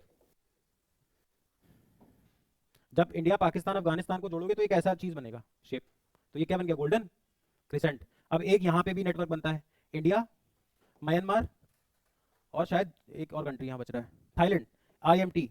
ये बनेगा, ये क्या बनेगा? Golden triangle. इधर भी ड्रग बहुत होती है, वियतनाम वियतनाम में जाके देखो। समझ में आ रहा है? दो जगह से ड्रग का ट्रेड बहुत ज़्यादा होता है दुनिया में, गोल्डन क्रिसेंट और एक गोल्डन ट्रायंगल, इंडिया दोनों के बीच में है। समझ में आ रहा है? ये मीटिंग कहाँ हो रही है? इंडिया में। याद करने की ज़रूरत नहीं है। याद क्या करना है? United nation office on drug control. इसकी कैपिटल कहाँ है? मतलब हेडक्वार्टर। होमवर्क है। चलें आगे। चलो, अब ये बताओ, आजकल तुम्हारे फ़ोन पे वो आता है जो साइबर फ्रॉड हो रहा है, साइबर फ्रॉड हो रहा है, उसको रोकिए, है ना? ठीक है। म्यूल बैंक अकाउंट क्या होता है? अभी देखो मैंने क्या कहा था, म्यूल एक गाली है, अभी तो समझाया था। म्यूल, खच्चर, जो किसी काम का नहीं है। काम का तो है, लेकिन समझ रहे हो, ऑफस्प्रिंग प्रोड्यूस करने में हेल्प। आज से 500 साल पहले के आदमी की साइकी तो यही थी ना, तो बच्चे ही नहीं कर सकते तो मतलब नहीं है वो टैबू, आज भी है। नहीं है टैबू। हमारी जनरेशन समझ रही है, लेकिन उससे पहले की समझ रही है, नहीं समझ रही है? समझ रही है? समझना ही चाहिए। देखो, म्यूल बैंक अकाउंट क्या है? आरबीआई ने एक एआई मॉडल लॉन्च किया है, ये एआई होगा, आर्टिफिशियल इंटेलिजेंस मॉडल लॉन्च किया है, जिसमें वो म्यूल बैंक अकाउंट्स बनाएंगे और म्यूल बैंक अकाउंट से किनको रोकने की कोशिश करेंगे? Cyber frauds. आजकल हो रहे हैं ना, डिजिटल अरेस्ट। आपको सीबीआई ने पकड़ लिया है, आपके अश्लील वीडियो वायरल हुआ है, कहाँ जा रही हो आपको? अभी एक बार 21 लोगों के साथ आपका भी नाम आया है। एक मीम भी तो वायरल हो रहा है, जिसमें वो उसको फोन करता है, पीछे वो रेड वाला जो सायरन होता है सरकारी बत्ती का, तो क्या करता है उसमें वो सरकारी बत्ती चला देते हैं खुद। तो तुम ऑर्डर जाते हो कैरेक्टर में, तो वो इधर से बोलेगा 969696, कह रहे हाँ हाँ हाँ, वो फोन उठाएगी तो वो बोलेगा हाँ, फोन उठा के बोलेगा कि अरे तुम्हारे नाम से एक वारंट जारी हुआ है, 21 लोग और पकड़े गए हैं। उसमें ऐसे और बोलेगा कि उसमें एक लड़का पकड़ा गया है जो एमए पास करके कांस्टेबल लगा था, उसमें तुम्हारा नाम भी आया है। पूरा एक हाइप बना के बोलेगा, अब डर भी जाओगे। इसका क्लासिक एग्जांपल अब तो बहुत पॉपुलर हो रहा है, से 3-4 महीने पहले की बात है, ओसवाल सुना? ओसवाल, ओसवाल वूल्स, कितनी बड़ी ब्रांड है, कंपनी है ओसवाल, फेमस तो ही। इसका मालिक पकड़ गया था भाई, इसने 4 करोड़ रुपए दिए थे। इसको धमकी वमकी दिला दी कि सीधे सीजीआई धमकी दे रहा है।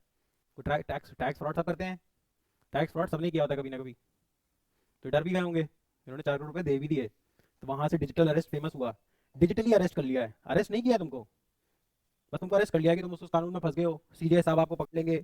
अब उतने में आदमी डर जाता है कि उसने कुछ किया होता है। मैं तुमको एकदम से, अभी तो तुम बहुत पॉपुलर हो रहा है, मान लो कि तुमको एकदम से फोन करूं, मान लो तुमने सच में कोई चीज विच इज नॉट रॉन्ग, तुमने मान लो तुम किसी एक्सवाइजेड रिलेशनशिप में हो, तुमने कोई एक कॉल की, पर्सनल कॉल, ठीक? अब मुझे बस ये पता तुम रिलेशनशिप में हो, है ना? मान लो मैं गेस करूँ, जरूर होगी। अब मैं तुमको फोन करके डराऊं कि तुम्हारा वीडियो मेरे पास है, अपने दिल पे हाथ रख के मुझे तुम डरोगे कि नहीं? पैसे भी दोगे? वही होता है, और होता ही है, बहुत लोगों के साथ होता है। मुझे बहुत, हाँ हाँ, बिल्कुल होता है, बहुत नॉर्मली हो रहा है, बहुत ज़्यादा। नहीं हो रहा होता तो फिर फ़ोन पे वार्निंग क्यों देती सरकार? क्योंकि बहुत कॉमन है, बहुत कॉमन हो रहा है, क्योंकि बहुत आराम से आदमी फंस भी जा रहे हैं, और फिर वो ब्लैकमेलिंग करते हैं, फिर वो पैसा लेते रहते हैं। आजकल तुम देखो गुड़गांव में वो बहुत होता है, टिंडर समझते हो? बम्बल, टिंडर, हिंज, डेटिंग एप्स। तो डेटिंग एप्स में आजकल बहुत होता है गुड़गांव में, तो it is getting very popular. मान लो मैंने बम्बल चलाया और एक लड़की ने बम्बल चलाया, ये मुझे मिल गई। अब हमने एक डिसाइड की डेट, मैं डेट पेन के साथ गया, ठीक? अब ये मुझे जिस रेस्टोरेंट ले जाएगी, वो रेस्टोरेंट और ये लड़की मिले होंगे। 1 घंटा रही, 1.5 घंटा रही, वॉशरूम का बहाना दिया, निकल गई। अब उसके सामने तुम्हें पता थोड़ी है, अब उनके पास खुद के गुन्स होंगे, गुंडे होंगे। अब मान लो तुमने 3,000 का, तुम्हारा 2,000 का बिल आना था, लेकिन होटल वाले ने 22,000, 25,000, 30,000 का बिल बना दिया, और सामने आके 3 लड़के खड़े हो गए, क्या करोगे? करोगे पे? अब तुम ये बातें बना बनाओ कि मैं पे नहीं करूंगा, वो तुम्हें पीटेंगे। अब 100 में 1 ही % चांस है ना कि तुम्हारी उस टाइम कोई जैक चल गई, उस मोमेंट जैक नहीं चलती। जैक चलाने के लिए भी 10 मिनट का टाइम चाहिए, या तो तुम स्वयं वही हो, तुम ही वो हो। समझ रहे हो मैं क्या कह रहा हूँ? कि तुम ही डिस्ट्रिक्ट कलेक्टर थे। अब अगर तुम्हारा जैक कितना भी होगा, तो एक कॉल तो लगाओगे, कॉल लगाने ही नहीं देगा। बिल्कुल होता है, मैं बहुत अफ्लुएंट फैमिली के लोगों को जानता हूँ, मेरे कई फ्रेंड्स हैं जिनके साथ ये स्कैम भी हुआ है, बहुत अफ्लुएंट, बहुत रिच, लेकिन उस टाइम क्या कर लोगे? ये बहुत होता है। अब उस लड़की को भी कहाँ ढूंढोगे? कहाँ ढूंढोगे? और किसी को बता पाओगे कि मेरे 30,000 रुपये गए किस चीज़ में? 9 आउट ऑफ 10 टाइम्स तुम बताओगे भी नहीं। क्यों बताओगे? कुछ नहीं कर सकते। अब तुम बोलोगे रेस्टोरेंट का नाम खराब होगा, कैसे खराब होगा जब किसी को बता ही नहीं पा रहे हो? और 1-2 लोगों से रेस्टोरेंट नहीं चलती, तुम खुद ही गलती पे हो। गलती पे तो तुम ही थे, और कैसी गलती? बस वही है, अब तुम सोचोगे लड़की क्यों कर रही है, क्यों? इसके लिए बहुत नॉर्मल है। अगर 30,000 के बिल में इसका 5,000 का भी कमीशन है, तो इसके लिए क्या खराब है? ये कर ही रही है ये। 10,000 भी अगर इसका कमीशन है, तो ये कर ही रही है। और लेकिन ये सारे फ्रॉड्स बढ़ेंगे, इससे कुछ कर नहीं सकते हो। अगर तुम्हारी किस्मत में लिखा होगा तो फंस ही जाओगे, मैं तो यही मानता हूँ, और नहीं लिखा होगा तो नहीं फंसोगे। बाकी थोड़ा अवेयर रहो, अवेयर अवेयर रहने वालों से होता नहीं, जिसको पकड़ना होता है वो पकड़ जाता है। चलो आगे। वो बस लिखा होता है। आगे देखते हैं। इसमें एक चीज समझाने को है, एक रेलवे बोर्ड होता है देश में, क्या होता है, एक रेलवे बोर्ड। रेलवे बोर्ड ही क्या चलाता है इंडिया में, रेलवे, मतलब रेलवे बोर्ड के ऊपर रेलवे मिनिस्टर तो होगा ही होगा। इस समय रेलवे मिनिस्टर कौन है, ये एक सिविल सर्वेंट है, अश्विनी वैष्णव, ठीक है। अब ये लोग ये कह रहे हैं, एक सरकार लॉ पास कर रही है। अब तुम्हारे दिमाग में आ रहा होगा इतने सारे लॉस क्यों पढ़ा रहे हो, दिसंबर, क्योंकि दिसंबर पढ़ रहे हैं, दिसंबर पढ़ रहे हैं। इंडिया में लोकसभा और राज्यसभा 3 बार मिलते हैं। कॉन्स्टिट्यूशन देखो, कानून, कॉन्स्टिट्यूशन ये कहता है कि मिनिमम 2 बार मिलना है। वो ये कहता है कि लोकसभा या राज्यसभा की मीटिंग में 6 मंथ से ज्यादा का ड्यूरेशन नहीं होना चाहिए। मतलब साल में कितनी बार मिलना है, 2। कानून बस ये बोलता है, कानून सिंपल सा बोलता है कि लोकसभा या राज्यसभा की अगर मीटिंग होनी है तो 6 महीने से ज्यादा ड्यूरेशन नहीं होनी चाहिए। तो मतलब मिनिमम कितनी बार मिलना है, 2 बार, इस लॉजिक से। पर हम कन्वेंशन से, आदत से साल में कितनी बार मिलते हैं, 3 बार। याद कैसे करोगे, BMW। एक सेशन होता है बजट, फरवरी में लोकसभा राज्यसभा साथ बैठेगी। फिर एक आता है मानसून, जुलाई वाला सीजन। और फिर एक होता है विंटर। तुम कभी भी इंस्टाग्राम पे देखो, अगर नेता लोग वायरल होने लगे लोकसभा राज्यसभा में कुछ बोलते हुए, तो 3 ही सीजन में होते हैं। एक फरवरी, अभी वो आएगा बजट, तो तुम देखना एकदम से रील्स आने लगेंगी।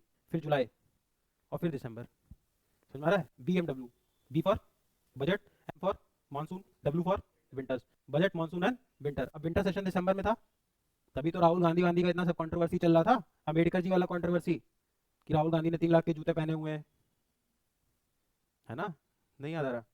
अरे इंस्टाग्राम पे उसके जूते वायरल हो रहे थे, कोई बात नहीं। तो ये कह रहे हैं कि रेलवे बोर्ड को हम कैसी पावर दे देंगे, स्टैट्यूटरी पावर। मुझे यहाँ तुमको एक वर्ड सिखाना है, स्टैट्यूटरी पावर।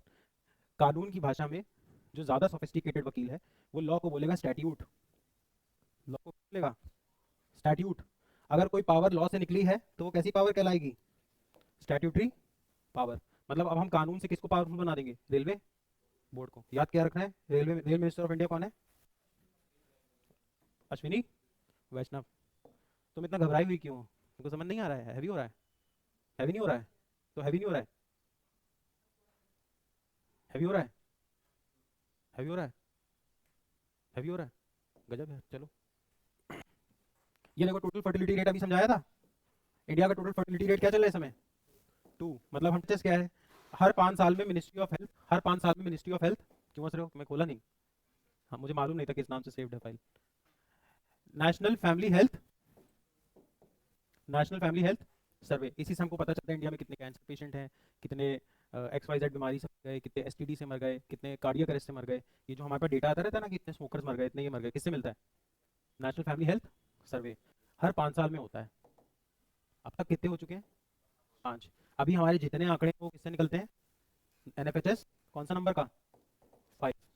6th होने वाला है, अब 6th वाला है। क्यों 6th होने वाला है, लास्ट ईयर 19 में हुआ था, अब 24 लगेगी, 24-25 में अगला होगा। अब ये देखो, ये क्या कह रहा है, इंडिया ने जो TFR है वो कितना अचीव कर लिया है। मतलब इसका मतलब समझते हो क्या, बताओ, इसका कितना इंटरेस्टिंग सा मतलब है, बताओ। अगर TFR 2 हो गया है, प्रजनन दर 2 हो गया, तो इसका मतलब क्या है, अब हमारी पॉपुलेशन धीरे धीरे कम होगी। चाइना में देखो यही हुआ, चाइना कह रहा है ना बच्चे करो। चाइना में सुना है ना, 1 चाइल्ड पॉलिसी थी, अभी खत्म कर दी थी 2-4 साल पहले। 70s में लाए थे, अभी खत्म कर दी। क्यों, चाइना का पॉपुलेशन डिप कर रहा था। और पॉपुलेशन डिप करने का घाटा क्या, डेमोग्राफिक डिविडेंड कम हो जाएगा, घर में बुढ़े और बच्चे ज़्यादा हो जाएंगे, वर्किंग एज पॉपुलेशन कम हो जाएगी। समझ में आ रहा है, पक्का। इंडिया में सारे डेटा कहाँ से आते हैं, NFHS, कौन कराता है, ministry of health and family welfare. समझ में आया, इसमें समझने की कुछ नहीं था, कुछ समझने का नहीं है। TFR समझ में आ गया था तो फिर ये न्यूज़ खत्म है, TFR समझ में आ ही गया था। इसका मतलब ये है कि अब अगर तुमसे कोई बोले, व्हाट्सएप फॉरवर्ड करे कि XYZ धर्म के इतने बच्चे हो रहे हैं जिससे भारत की जनसंख्या बहुत ज़्यादा बढ़ रही है, तो वो झूठ है। समझ में आ रहा है, क्योंकि इंडिया की population now will decline, decrease नहीं पता, डिक्लाइन जरूर होगी, कम जरूर होगी। समझ में आ रहा है, क्योंकि अब TFR क्या हो गया, 2। TFR 1 हो जाएगा तो और कम हो जाएगी। समझ में आ रहा है, पक्का। अच्छा तुम लोग बताओ, इसमें तुम्हारा क्या कहना है, फैमिली कंट्रोल मेजर्स होने चाहिए, पॉपुलेशन कंट्रोल, या आदमी की फ्रीडम होनी चाहिए, जितने बच्चे चाहे उतने कर ले। तुम बताओ पहले, कंट्रोल होना चाहिए, क्यों, तुम बताओ। वही, फ्यूचर लिमिटेड है रिसोर्सेज, तुम बताओ।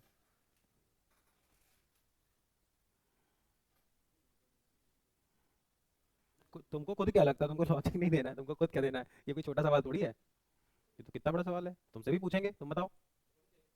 होनी चाहिए पॉपुलेशन कंट्रोल। तुम लोगों को इसमें ये नहीं लगता है कि अपने इंडिविजुअल का फ्रीडम है, अगर वो फीड कर सकता है, वो खिला सकता है, तो उसकी फ्रीडम है ना। जैसे तुम लोगों ने एक थोड़ा भी बड़े हो जाओ तो पढ़ना, एक फिलोसोफर है जॉन लॉक, पढ़ा है, नाम सुना है किसी ने जॉन लॉक का। बहुत मतलब बेहतरीन है, बहुत लिखते हैं। जॉन लॉक कहते हैं कि सरकार के पास सारे राइट होने चाहिए, 3 राइट छोड़ के, मेरी लाइफ, मेरी लिबर्टी और मेरी प्रॉपर्टी। ये 3 चीज़ें सरकार नहीं छूनी चाहिए। यूएस भी इसी पे चलता है। तभी तुम देखो यूएस में लिबर्टी बहुत ज़्यादा है। अगर मैं यूएस के झंडे की कच्छे पहन के घूमूं तो यूएस में कोई दिक्कत, क्योंकि यूएस में क्या है, लिबर्टी। तो वही नहीं लिबर्टी है, जितनी ज़्यादा लिबरल होगा। एक बार को बॉम्बे में निकलोगे जू पे तो कोई कुछ नहीं बोलेगा। यहाँ सपरू मार के निकल जाओगे कच्छा पहन के तो आधे रोकेंगे, आधा नहीं रोकेंगे। हम तो नहीं रोकेंगे, तुम पहनो घूमो, हमसे क्या मतलब, कुछ रोकेंगे। लेकिन गाँव गाँव में निकलोगे पत्थर मारेंगे। तो कौन कितना लिबरल है, समझ में आ रहा है। जॉन लॉक कहता है कि 3 चीज़ों में सरकार को, इवन इलॉन मस्क भी इसी साइकी का, इसलिए तुम देखो इलॉन मस्क कहता है बच्चे करो। समझ में आ रहा है। If you can feed them तो मुझे गवर्नमेंट कैसे रोकेगी। अगर मैं 10 बच्चे पाल सकता हूँ, मैं 10 बच्चे कर सकता हूँ, तो मैं 10 बच्चे करूंगा। रिसोर्सेज लिमिटेड है, इसका मुझसे क्या मतलब, मेरे पास उतने रिसोर्सेज हैं, मैं 10 बच्चे को फीड कर दूँ। तुम जानो, तुम्हारा काम जाने। मैं तो ऐसे ही सोचता हूँ, रिसोर्सेज लिमिटेड है। देखो तुमको लगेगा कितनी अनपढ़ वाली बात कर रहे हैं ये, लेकिन अपनी अपनी साइकी है। मुझे समझ में आता है कि पॉपुलेशन कंट्रोल होना चाहिए, बट मैं पर्सनल लेवल पे बता रहा हूँ। If I can feed 4 children, I will make 4 babies. मुझे इससे ज़्यादा क्या मतलब। बहुत बहुत रॉन्ग है, बहुत रॉन्ग चीज़ बोल रहा हूँ, लेकिन अपना अपना पर्सनल ओपिनियन है। तो जो जितने बच्चे कर सकता है उतने फीड कर सकता है उतने बच्चे करे। इलॉन मस्क के कितने बच्चे हैं, डोनाल्ड ट्रंप के कितने बच्चे हैं, 4-5 तो डोनाल्ड ट्रंप के बच्चे हैं। एक तो उसका बड़ा सा बच्चा दिखता है, एक इतना छोटा बच्चा आता है उसके साथ। सैफ अली खान के कितने बच्चे हैं, 3 हैं, 4 हैं। एक तो उसका बेटा इब्राहिम अली, सारा अली, फिर एक वो तैमूर, और एक जहांगीर। 4 तो उसके भी हैं, है नहीं। और बताओ किसी सेलिब्रिटी, रोनाल्डो के कितने बच्चे हैं, रोनाल्डो के भी 4 बच्चे हैं। इलॉन मस्क के भी देखना कितने बच्चे हैं। डोनाल्ड ट्रंप के 4-5 बच्चे हैं। और कोई एग्जाम्पल तो जिसके बहुत सारे बच्चे हैं। ब्रैड पिट, एंजेलिना जोली के 6 बच्चे हैं। लालू प्रसाद यादव के 10-11 बच्चे हैं। Shahrukh Khan also has 3 children. अपना अपना ओपिनियन है। अगर तुम जॉन लॉक में बिलीव करते हो तो लाइफ, लिबर्टी और प्रॉपर्टी सरकार नहीं बता सकती। ना वो मेरी प्रॉपर्टी छुएगी, ना वो मेरी लिबर्टी और ना मेरी life. Right to reproduce is my right. अगर if my wife is agree तो सरकार कांट स्टॉप मी। इसलिए तुम देखो इंडिया में पॉपुलेशन कंट्रोल कंट्रोल पे बात नहीं करता कोई नेता। बहुत सेंसिटिव इशू है ना। जब पढ़े लिखे लोग भी ऐसे सोच सकते हैं तो अनपढ़ तो कैसे ही सोचेगा। चलो, इसमें कुछ याद नहीं करना है, बस इसमें एक चीज़ याद रखनी है कि दुनिया में इलॉन मस्क पहला आदमी बन गया है जिसने $400 बिलियन की संपत्ति इकट्ठा कर ली है। $400 बिलियन लिखने का मतलब इतना था, मैंने शायद बताया भी है। $1 बिलियन कितना होता है ये बता दो। If I say I have $3 billion with me, supposing $1 is equal to ₹80। समझ में आ रहा है, पक्का। $1 अगर ₹80 का चल रहा है इस समय, और मैं कहता हूँ मेरे पास $3 बिलियन पैसा पड़ा हुआ है, तो मेरे पास कितना पैसा है, $300, 300 करोड़। बहुत कम बात है, बहुत कम है ये। बिलियन और क्या, इलॉन मस्क है भाई। हाँ, उससे ज़्यादा, 3 लाख करोड़ का तो अंबानी है। हम्म? अरे भाई ये लिखा है $400 बिलियन, हमको बस ये बता दो कि अगर ये इंडिया में रहता तो इसके पास कितना पैसा होता। डर तो नहीं लग रहा है, पक्का। धीरे धीरे समझ में आएगा, ऐसा मुश्किल नहीं है, इसको वापस से देखना। बस ज़्यादा चीज़ें हैं, हाँ। 2,40,000, 2,40,000 क्या। आराम से रहो ना, तुम समय ले लो। 2,40,000 करोड़ क्या होता है। अरे इसमें गुस्सा करने की बात ही नहीं है। 2,40,000 करोड़ क्या होता है, कोई बात नहीं, कोई बात नहीं, कोई बात नहीं। देखो, छोड़ो छोड़ो, इग्नोर करो। चलो चलो, इसमें देखो, इधर देखो। 1 बिलियन डॉलर, 1 बिलियन डॉलर क्या होता है। आगे से करना है तो देखो, मिलियन और बिलियन याद रखेंगे। पिक्चर में या तो मिलियन की बात करता है मूवीज में, या बिलियन की, या रियल लाइफ में भी। देखो जब भी कोई मिलियन बोले, थोड़ा आना चाहिए, कोई मिलियन बोले तो तुरंत हमेशा करोड़ पे हिसाब लगाओ। तुरंत करोड़ पे हिसाब लगाओ। अगर मैं कहता हूँ मेरे पास $1 मिलियन है, आई am a mother mother millionaire, ये तो बोलता है। तो $1 मिलियन मतलब $1 मिलियन। तो हमेशा दिमाग किस पे लगाना है, करोड़ पे। अगर मैं बोलता हूँ $1 ₹80 का चल रहा है और $1 मिलियन पड़ा है, तो तुरंत दिमाग में लगा लो मतलब 8 करोड़ की बात हो रही है। समझ पा रहे हो मैं क्या कह रहा हूँ। प्रैक्टिस का खेल है। मैं बोलता हूँ मेरे पास $5 मिलियन है, तो कितना हो गया, 40 करोड़। इसीलिए लोग बोलते हैं मिलियनेयर। बहुत लोग मिलियनेयर होते हैं। Millionaire, being a millionaire is very tough, but not very tough. तुम 8 करोड़ कमा लो उस दिन तो मिलियनेयर हो। बट वही बात हो गई कि मेरे पास टॉफियाँ हैं, एक टॉफी है, तो कम से कम 10-15 मिलियन तो हो, तब तो मिलियनेयर बोलो। अब 1 मिलियन कमा लिया, मिलियनेयर बताने लगे। कम से कम 10 मिलियन तो हो। 10 मिलियन मतलब सिंपल। 1 मिलियन में दिमाग लगाएंगे 8 करोड़, 10 मिलियन मतलब 80 करोड़, सिंपल।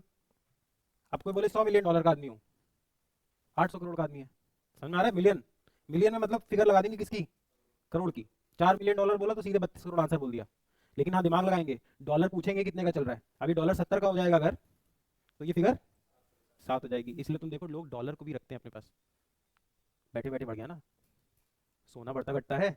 अब अगर मान लो मेरे पास 1,000 डॉलर पड़े हैं, नीचे जाके देखना है मनी बोट खुला है, मनी बोट खुला, मनी बोट नीचे देखे, बेसमेंट में मनी बोट है, वो क्या करते हैं, फॉरेक्स देते हैं। तो क्योंकि ये भी एसेट है, मान लो मेरे पास 1,000 डॉलर पड़ा है, $1 70 का चल रहा था, तो मेरे पास कितना पैसा पड़ा है, रातों रात $1 80 का हो गया, बैठे बैठे 10,000 रुपये बढ़ गए, कम भी हो जाता है। 100 का चल रहा है तो बस सीधे 100 मतलब, चल तो 82-83 रुपये रहा है, 82-83 चल रहा है, 100 का कहाँ चल रहा है यार। 100 हो जाएगा तो मार हो जाएगी, सरकार गिर जाएगी। तुमको लग रहा होगा बहुत छोटी चीज़ है, नहीं सरकार गिर जाएगी भाई। 100 नहीं चल रहा है अभी, 80। हाँ एकदम से 100, अभी 100 हो जाए ना कल सुबह तक, तो मोदी जी की सरकार गिर जाए, तो अपने पापा या किसी से जो भी तुम्हारे आसपास में जानकार आदमी लगता है उससे पूछ लेना कि अगर आज 83 रुपये का डॉलर है, कल 100 का हो जाए तो सरकार गिर जाएगी, 100% गिर जाएगी। अब बिलियन में दिमाग लगाना, हजार के हिसाब से। मैं तुमसे बोलता हूँ मिलियन डॉलर तुरंत लगाना है, करोड़। अगर मैं तुमसे बोलूँ बिलियन तो हजार लगा लो। 1 बिलियन डॉलर मतलब होता है 1,000 करोड़ रुपए, मतलब 1 बिलियन डॉलर मतलब अगर 8,000 करोड़ रुपए। अगर डॉलर कितने का चल रहा है, तो अगर कोई बोलता आई एम अ बिलियनर, मतलब एटलीस्ट 1 बिलियन तो होगा, तो 8,000 करोड़ का आदमी है। जब कोई कंपनी 1 बिलियन डॉलर टच करती है तो वो यूनिकॉर्न कहलाती है। तुमने न्यूज़ में सुना होगा यूनिकॉर्न बन गए, Unacademy now becomes a unicorn, 3 billion dollar की कंपनी। अब ये सब इसमें वैल्यूएशन में नहीं आएंगे। बायजूस 22 बिलियन डॉलर का था, 22 बिलियन डॉलर समझते हो, 1,76,000 करोड़ की कंपनी थी, कब, 2022 में। अभी कितने की है, जीरो। वैल्यूएशन पे नहीं जाएंगे, किसी की औकात वैल्यूएशन से नहीं नाप सकते, आज वैल्यू है कल नहीं, समझ रहे हो? अगर इलॉन मस्क के पास कितना है, 1 बिलियन डॉलर मतलब 8,000 करोड़, ये है इलॉन मस्क का नेट वेल्थ इस टाइम पे। 4 और 8 32, 3 जीरो उधर से उठा लाओ, और 2 यहाँ से उठाओ, और फिर करोड़ के भी तो 7 जीरो लगेंगे, नहीं समझ में आ रहा है? अब तुम यहाँ 7 जीरो और जोड़ लो, हमको तो पता नहीं इसको क्या बोलते हैं अब कुछ बोलते होंगे भाई। लो, ये है उसके पास, कुछ ऐसे ऐसे है उसके पास, अब जो भी है, दुनिया का रिचेस्ट आदमी है, पहला आदमी जो 400 बिलियन डॉलर का हो गया। चले आगे, चले। अंबानी जी की नेट वैल्यू लगभग कितनी मानी जाती है, 2 लाख, तुम्हें बताया उन्होंने 3 लाख करोड़ के आसपास। 3 लाख करोड़ मतलब कितने बिलियन डॉलर हो गए, अगर 8 के हिसाब से जोड़ लो, लगभग 35-36 बिलियन डॉलर के आदमी है। अब 35-36 और इलॉन मस्क 400, इसका मतलब समझ रहे हो, 10 MA = 1, समझ में आया? 10 मुकेश अंबानी = 1 इलॉन मस्क। चलें आगे। क्वांटम कंप्यूटिंग समझते हो क्या होता है, क्वांटम कंप्यूटिंग? क्वांटम कंप्यूटिंग क्या होती है, नेक्स्ट टाइम बताना मुझे क्वांटम कंप्यूटिंग क्या होती है। क्यूबिट्स, जैसे पानी किस में नापते हैं, लीटर में। दूध किस में नापते हैं, खाना, केक किस में नापते हैं, केक किस में नापते हैं, 1 मिनट, केजी में नापते हैं। तो जो कंप्यूटर की स्पीड होती है वो किस में नापते हैं, क्यूबिट्स। वो बाइट से भी खतरनाक है, किसमें, क्यूबिट्स। यार 1 सेकंड, इसी को कहते हैं क्वांटम कंप्यूटिंग।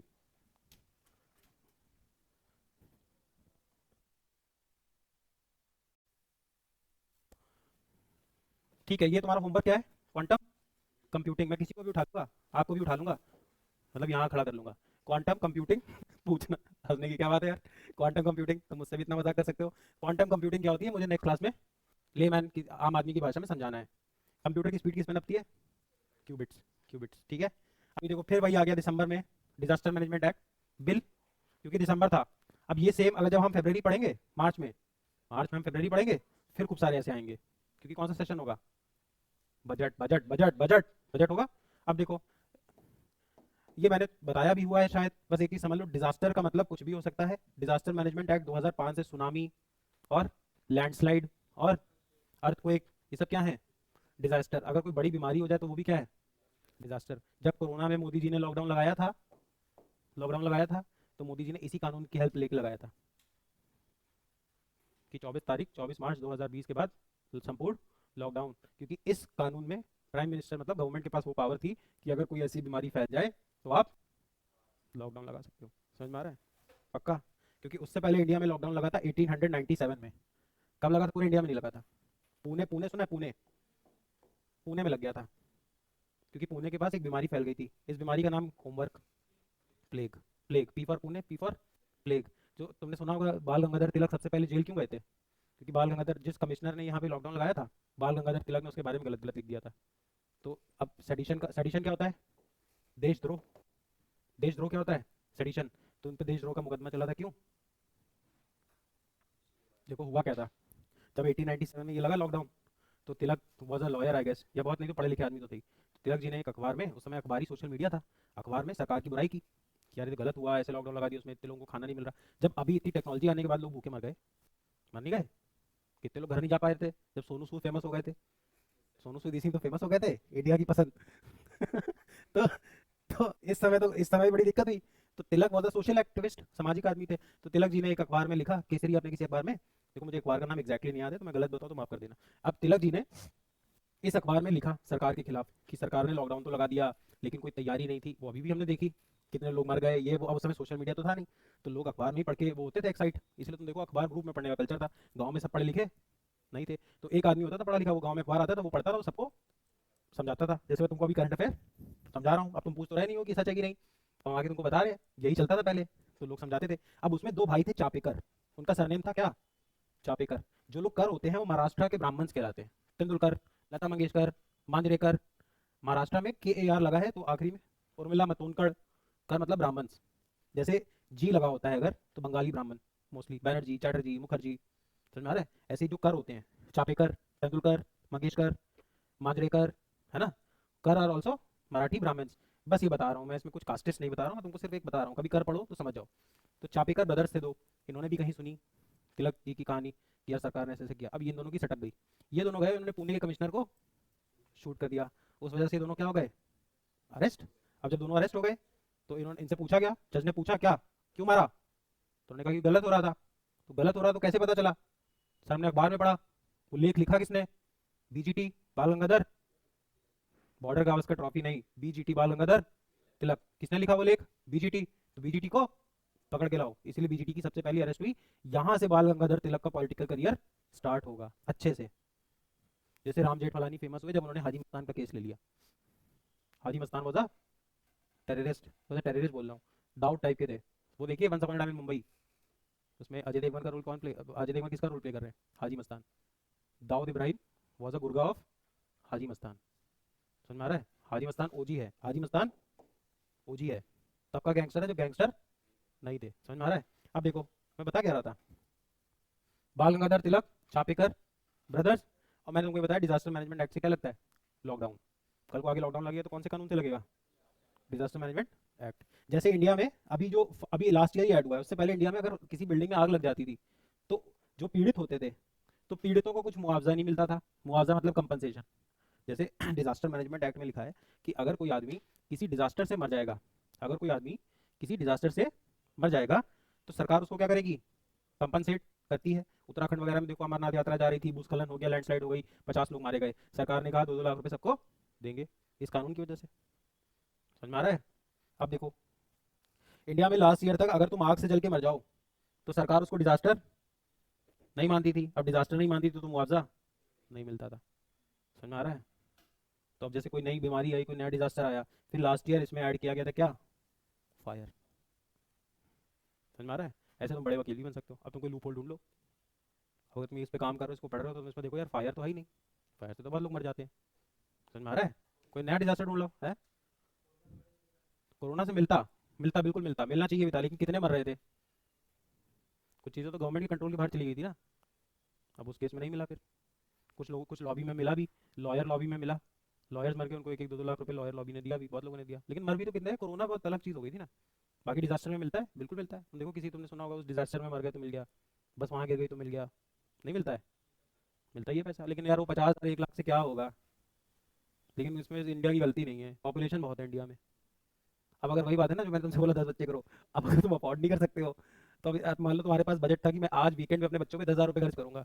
2 बच्चे होंगे तो ज़्यादा मज़े से खर्च करोगे, एक होगा तो और मज़े से। अब 10 हैं या 20 हैं, समझ रहे हो ना, क्वालिटी ऑफ लाइफ तो गिरेगी। तो लेकिन फिर मैंने ये भी तो कहा कि तुम उतना अफोर्ड कर सकते हो तब करो। ऐसे नहीं कि बस बच्चे किए जा रहे हैं, 10 कर लिए, 5 कर लिए, कितने सारे मौलवी तो बच्चे बच्चे करे जा रहे हैं। बस इसको याद करने का है, कुछ नहीं, कि गूगल ने एक एआई बनाया है जिसका नाम क्या है, जेनकास्ट। किस में हेल्प करेगा, वेदर प्रिडिक्शन में। अब तुम्हारे दिमाग में आएगा weather prediction is also very important thing.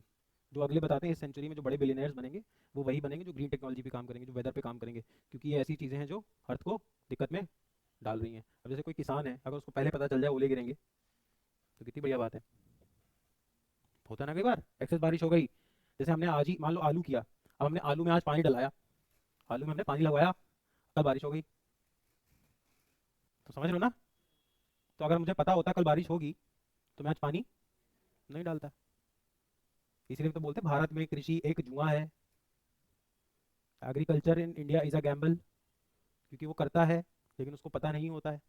समझ पा रहे, पहली लाइन नहीं लिखी होती थी कक्षा 3 की किताब में, भारत में कृषि एक जुआ है।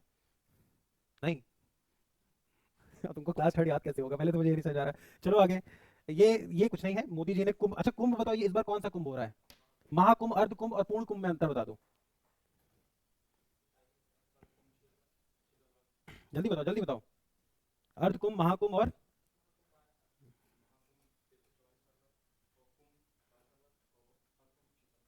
एग्जैक्टली exactly, देखो, अर्ध कुंभ 6 साल में होता है, अर्ध कुंभ 6 साल में होता है, महाकुंभ, नहीं पूर्ण कुंभ, अर्ध कुंभ कितने साल में होता है, 6 साल में होता है। देखो एग्जाम में नहीं पूछेगा लेकिन मैं तुम्हें बता रहा हूँ, इस बार जो तुमने न्यूज़ पढ़ रहे होगे कि चाय की टपरी का जो टेंडर है वो 48 लाख का गया है कुंभ में। पिछली बार जब 2019 में इलाहाबाद में कुंभ हुआ था जो कि क्या था, अर्ध कुंभ, अर्ध कुंभ, ये जो जैसे भी लिखोगे अर्ध और कुंभ, अर्ध कुंभ हुआ तो कितनी भीड़ आई थी एस्टिमेटेड बताओ। मुझे भी नहीं ये फिगर समझ में आया पर मैंने पढ़ा है, मैं खुद भी अब नहीं मान पा रहा हूँ। ऐसा बताते हैं 40 करोड़ लोग आए थे, अब मुझे 40 नहीं समझ में आ रहा है, 100 तुम भी चेक करना मुझे बताना कि क्या गलत है क्या सही, बट 40 है तो 10-12 करोड़ तो होगा ही। 10-12 करोड़ बहुत बड़ी पॉपुलेशन होती है भाई, जीरो देखो कितने हैं। चाय वाला तो ये सोचेगा ना हमने अगर 10% को भी चाय पिला दी 10 करोड़ में 1 करोड़ को भी चाय बेची 7 रुपए की, तो 7 करोड़ का गल्ला हुआ, तभी 48 लाख का टेंडर है। ऐसे सोचो ना। देखो, तो जो कुंभ 6 साल में होता है तो उसको क्या बोलते हैं, अर्ध कुंभ, हाफ 6। फिर 12 साल में होता है पूर्ण कुंभ, ठीक। और महाकुंभ होता है हर 144 साल में, समझ रहे हो मतलब। इस बार पता है क्या पड़ा है, महाकुंभ। अब ये महाकुंभ पता है कब पड़ेगा,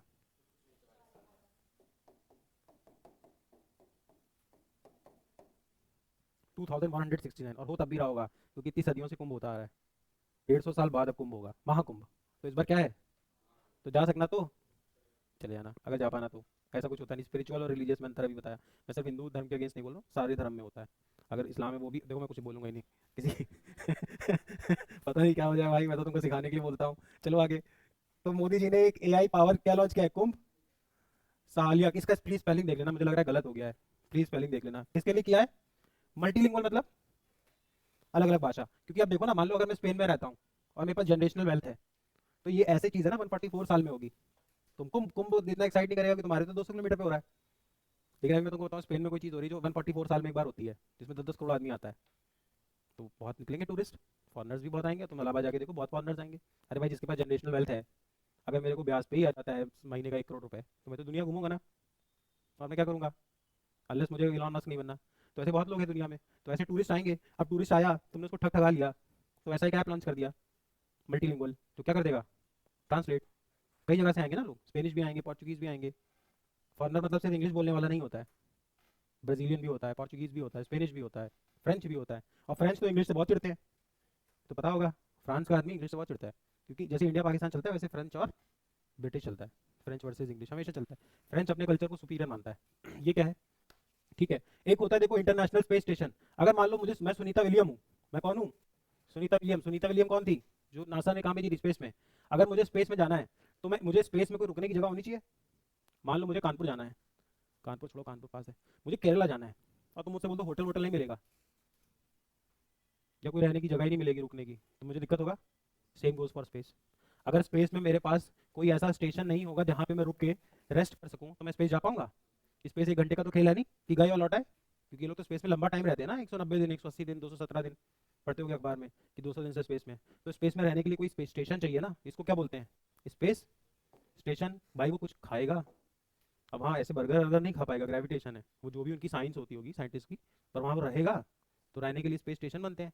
अभी दुनिया में एक है जिसको बोलते हैं इंटरनेशनल स्पेस स्टेशन, 10-11 कंट्रीज ने मिलकर बनाया हुआ है, अकेले का नहीं है। चाइना अपना खुद का बना रहा है। अब जो हमारे science ministry of science and technology, कौन है? जितेंद्र सिंह। इन्होंने क्या बोला है?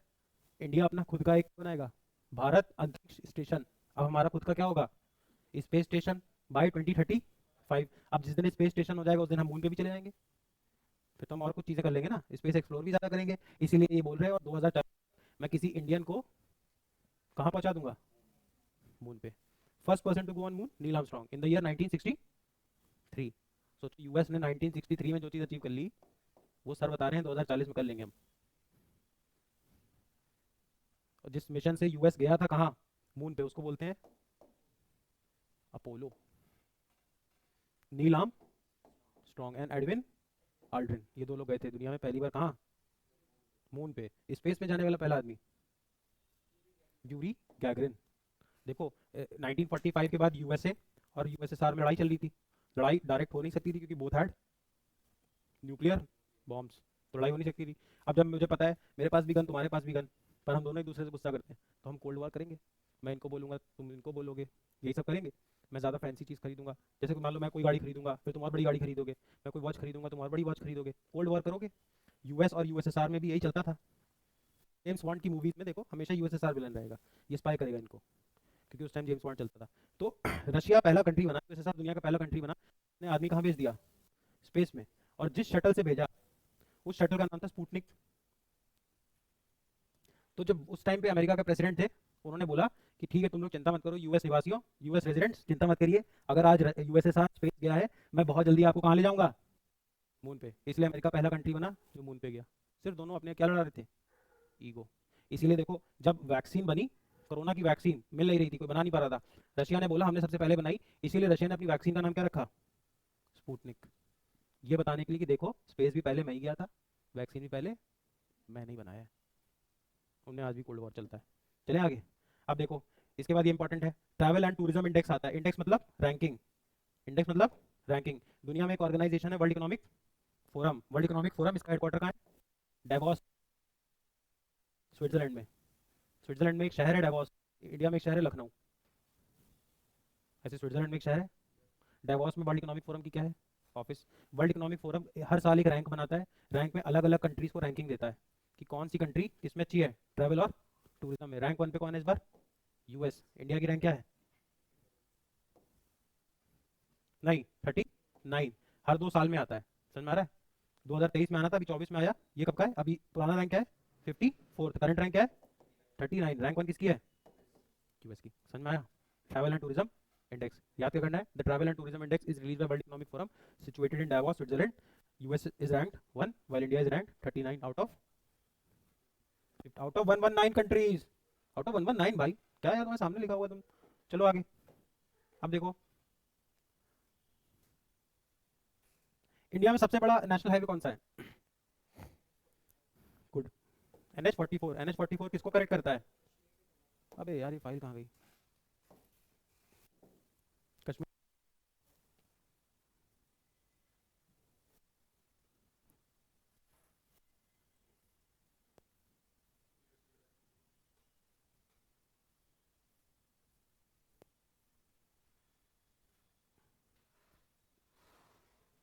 एक मिनट एक मिनट।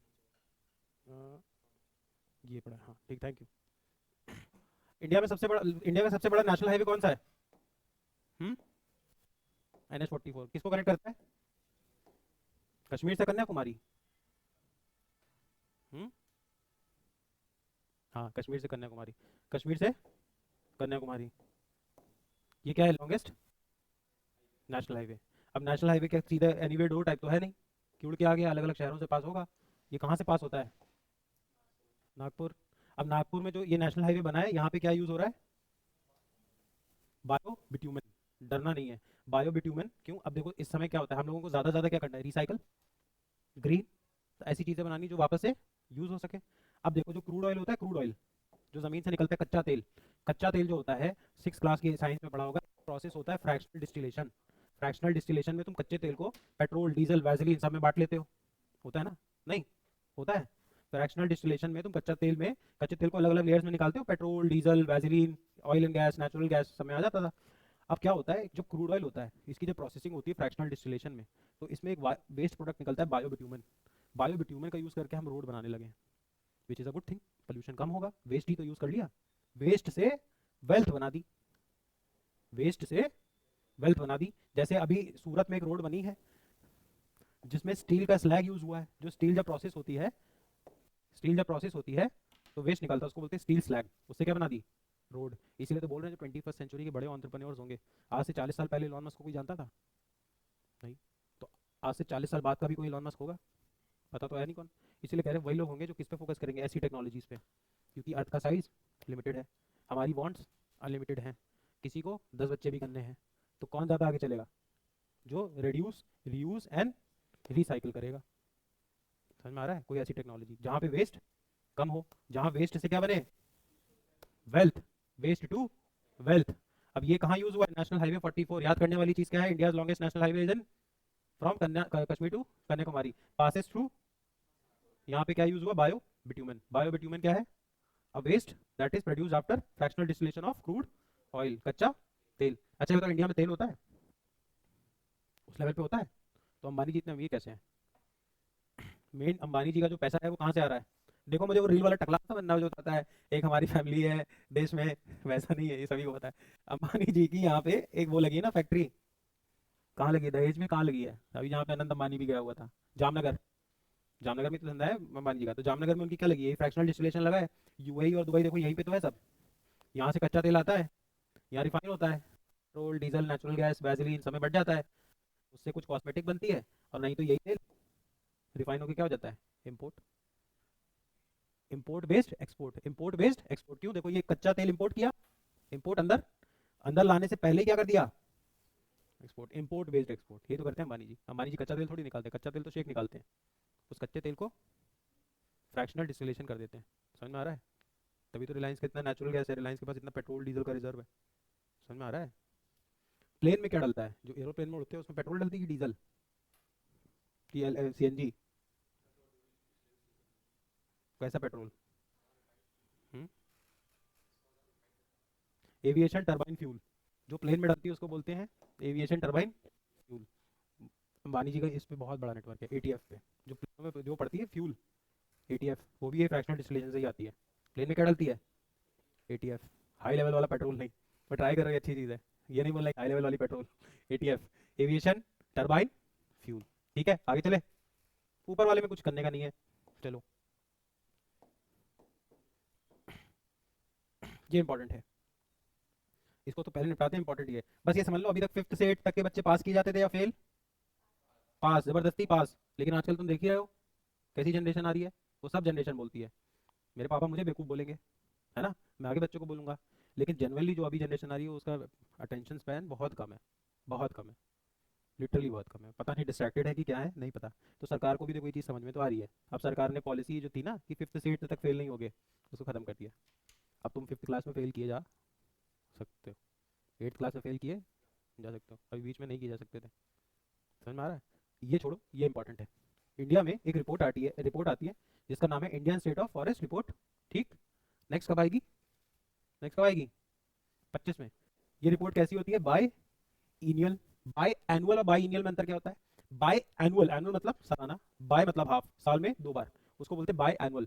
बाय एनुअल मतलब 2 साल में एक बार, जैसे border Gavaskar trophy by annual है, 2 साल में एक बार होती है, एक बार इंडिया में फिर ऑस्ट्रेलिया में, फिर इंडिया में फिर ऑस्ट्रेलिया में। तो जो चीज़ 2 साल में एक बार वो क्या होती है? By annual. जो साल में 2 बार हो वो by annual. Indian state of forest report by annual है। ये निकालता कौन है? Forest survey of India, forest survey of India, forest survey of India, Dehradun, पूछा हुआ क्वेश्चन है। ये बस ये कह रहा है, ठीक है, इंडिया में जो फॉरेस्ट और ट्री कवर है, फॉरेस्ट और ट्री कवर क्या होता है? देखो, एक होते हैं जंगल, लेकिन हमारे घर के आसपास भी तो पेड़ लगे हैं, वो भी तो ट्री कवर हुए, नहीं समझे? अगर ये रोड के बाहर 4 पेड़ लगे हैं तो वो भी तो छांव दे रहे हैं, उसको बोलते हैं ट्री कवर। अब तुम बोलोगे ट्री कवर नापते कैसे होंगे? सैटेलाइट से नाप रहा है ना। अगर मेरे घर में 6 पेड़ लगे हुए हैं तो वो भी किस में ऐड हो जाएंगे? ट्री कवर में। समझ में आ रहा है? तो इंडिया का जो total forest and tree cover है FTC वो कितना है? लगभग 8 लाख स्क्वायर किलोमीटर। याद कुछ नहीं करना है, याद कुछ नहीं करना है, बस एक चीज याद रखो, इंडिया में अगर तुमसे पूछ ले सबसे ज्यादा फॉरेस्ट एंड ट्री कवर किस किस स्टेट के पास है, तो आंसर क्या होगा? मिजोरम। आंसर क्या होगा? Mizoram. Percentage wise, percentage wise मतलब समझे? देखो सबसे ज्यादा फॉरेस्ट एंड ट्री कवर किसके पास है? MP के पास। अगर MP इतना बड़ा है, उसमें अगर इतना फॉरेस्ट और ट्री कवर है, तो MP खुद ही में बड़ा है। 10 किलो के केक से 1 किलो भी बहुत है। पर परसेंटेज वाइज मतलब इतना सा है लेकिन उसमें इतना फॉरेस्ट है, इसमें 60% फॉरेस्ट है, इसमें 10% है, पर ज्यादा ये है क्योंकि बड़ा बहुत है। लार्जेस्ट फॉरेस्ट कवर इंडिया में किसके पास है? मध्य प्रदेश। पर परसेंटेज वाइज सबसे ज्यादा किसके पास है? मिजोरम। बस इतना याद रखो। रिलीज कौन करता है? Forest survey of India. Headquarter कहाँ है? देहरादून। रिपोर्ट का नाम है Indian state of forest report. Biennial report है, बाय एनुअल, बाइनियल, बाय इनियल, ये सब अंग्रेजी में पूछता रहता है तो याद रखो। और इसमें कोई ये नहीं बताया कि मेरी इंग्लिश बहुत अच्छी है, उसको बाइनियल बाइनुअल नहीं पता होता, हमको मालूम है ये। चले आगे। अभी 26 तारीख को क्या बनाते हैं? Republic day. रिपब्लिक मतलब? नहीं, अरे रिपब्लिक मतलब, हम तुमसे पूछ रहे हैं तुम्हारे नाम का मतलब, तुम नाम ही बता रहे हो। हैं? रिपब्लिक मतलब वो देश, देखो देश में दो तरीके के हेड होते हैं। एक होता है हेड ऑफ स्टेट, घर का हेड। घर में दो टाइप के हेड होंगे, एक होता है घर का हेड और एक होता है घर में घर चलाने वाला हेड। दो चीजें हैं, एक होता है हेड ऑफ स्टेट और एक होता है हेड ऑफ गवर्नमेंट। गवर्नमेंट के हेड है मोदी जी, पर स्टेट का हेड कौन है? प्रेसिडेंट, दादाजी और पापा। समझ में आ रहा है? पावर नहीं है इनके पास ज्यादा, बस सिंबॉलिक हेड है। असली पावर पापा के पास है, मोदी पापा। समझ में आ रहा है? PM जी। ठीक है, तो हेड ऑफ गवर्नमेंट और हेड ऑफ स्टेट। किसी किसी देश में हेड ऑफ स्टेट और head of government government same ही आदमी होता है। Example USA। US में जो सरकार का हेड है वही देश का भी हेड है, डोनाल्ड ट्रंप। जो सरकार का हेड है वही देश का भी हेड है। लेकिन किसी किसी देश में head of state is not equal to head of government. Example Britain. Britain में सरकार का हेड कौन है? PM ऋषि सुनक। लेकिन देश का हेड कौन है? Queen Elizabeth. इंडिया में head of state is not equal to head of government. क्यों? गवर्नमेंट का हेड कौन है? मोदी जी। स्टेट का हेड कौन है? द्रौपदी मुर्मू जी। जिस भी देश में हेड ऑफ स्टेट इलेक्ट हो सकता है, जिस भी देश में हेड ऑफ स्टेट इलेक्ट होता है, वो देश रिपब्लिक कहलाता है। क्या ब्रिटेन एक रिपब्लिक है? ब्रिटेन की हेड कौन है स्टेट की? क्वीन। क्या क्वीन इलेक्टेड होती है? तुम बोलो हम क्वीन बनेंगी, बन जाओगी? ब्रिटेन में तुम पैदा हो गई हो, अब तुम बोलो मैं क्वीन बनूंगी, बनोगी? मारेंगे। वो लोग बोलते भी हैं रॉयल ब्लड, तो उसी खानदान में पैदा होना चाहिए। लेकिन अगर मैं अमेरिका में पैदा हो जाऊं और मैं अमेरिका में बोलूं मैं बड़े होकर प्रेसिडेंट बनना बनूंगा, तो क्या पता बन जाऊं, क्योंकि अमेरिका मुझे अलाउ करेगा। इंडिया में मैं पैदा हो जाऊं और मैं इंडिया में बोलूं मैं प्रेसिडेंट बनूंगा, मैं बनूं ना बनूं, लोग हंसे ना हंसे, पर बनने की पॉसिबिलिटी तो है। द्रौपदी मुर्मू थी तो आम ही आदमी। पॉलिटिक्स पॉलिटिक्स अभी हटाओ, लेकिन आम आदमी बन सकता है ना। रामनाथ कोविंद जी, APJ अब्दुल कलाम जी बनते हैं ना इंडिया में प्रेसिडेंट, आम आदमी। इसीलिए इंडिया क्या है? रिपब्लिक। क्या ब्रिटेन एक रिपब्लिक है? नहीं है। क्या अमेरिका एक रिपब्लिक है? क्या इंडिया एक रिपब्लिक है? जिस भी कंट्री में हेड ऑफ स्टेट बनने की तुम्हारे पास प्रोबेबिलिटी होगी वो क्या होगा? रिपब्लिक। समझ में आ रहा है? अब हम 26 तारीख को क्या कर रहे हैं? Republic day. रिपब्लिक डे पे हमने थीम क्या रखी है? स्वर्णिम भारत, विरासत और विकास। होमवर्क रहेगा कि इस बार चीफ गेस्ट कौन होगा। मैं गेस्ट बता देता हूँ, इंडोनेशिया के प्रेसिडेंट होंगे, पूछ सकता है। इस बार स्पेशल इसलिए है कि जब इंडिया ने पहला रिपब्लिक डे बनाया था भी हमने इंडोनेशिया के प्रेसिडेंट को ही बुलाया था। क्या नाम था उनका? सुनियो उनियो कुछ नाम था, सुनियो उनियो तो था कुछ। क्या नाम था? सुनियो, जानते हो कौन है सुनियो? है? डोरेमोन थोड़ी है सुनियो, उसमें सुनियो कैरेक्टर है। हम्म? क्या कह रहे हो? बताओ बताओ जल्दी बताओ। सुबियांतो। चलो ये तुम्हारा होमवर्क है, इस बार चीफ गेस्ट कौन होगा। चले आगे, चले आगे, जल्दी बताओ। अब देखो इंडिया में जैसे आधार कार्ड बनते हैं, वैसे इंडिया में क्या बन रहे हैं? Property card. ठीक, अगर तुम्हारी जमीन वमीन है तो अपना भी प्रॉपर्टी कार्ड बनवा लो। 2020 में गवर्नमेंट ने एक लॉन्च की थी स्कीम, मिनिस्ट्री ऑफ पंचायती राज की, जिसमें अब तुम्हारी प्रॉपर्टी के क्या होंगे? कार्ड। तुम्हारी एक नंबर जनरेट होगी, वो नंबर डालते ही पता चल जाएगा तुम्हारी कौन कौन सी प्रॉपर्टी है। अब एक साल में नहीं हो जाएगा, 10-15 साल में डिजिटलाइज कर देंगे प्रॉपर्टी लैंड रिकॉर्ड्स, ताकि लड़ाई वड़ाई बंद हो। तो अगर कुछ गाँव में है तो अपना भी प्रॉपर्टी कार्ड जल्दी बनवा लें। अब जी बहुत जल्दी 46,000 लोगों को क्या देने जा रहे हैं? Property card. हमें प्रॉपर्टी कार्ड वार्ड याद नहीं रखना, हमें बस स्कीम का नाम याद रखना है। स्कीम का नाम क्या है? स्वामित्व स्कीम। स्वामित्व स्कीम। स्वामित्व स्कीम में क्या मिल रहे हैं? Property cards. प्रॉपर्टी कार्ड्स के बाद तुम्हारी क्या बन जाएगी, एक आईडी। आईडी डालती है हमारा। अभी से देखो लैंड खरीदना बेचना आसान है। मान लो मैं मुंबई में रहता हूँ, मेरा कन्नौज में कोई लैंड का पीस है, अब मुझे ज़मीन बेचनी है तो मुझे रजिस्ट्री कराने कहाँ आना पड़ेगा, कचहरी कन्नौज। लेकिन अगर मेरे पास मेरा एक नाम होगा, मैं अपनी आईडी डालूंगा, मेरी आईडी में मेरी सारी प्रॉपर्टी आ जाएगी, मैं शायद डिजिटली जैसे पैसा भेजता हूँ वैसे प्रॉपर्टी ट्रांसफर कर लूंगा। अभी सब इंडिया में होने में बहुत टाइम लगेगा, लेकिन शुरुआत हो गया। तुम बस याद रखो कौन सी स्कीम है, स्वामित्व स्कीम। कौन सी मिनिस्ट्री, मिनिस्ट्री ऑफ पंचायती राज। अब इसके बाद ये कुछ पढ़ने को नहीं है।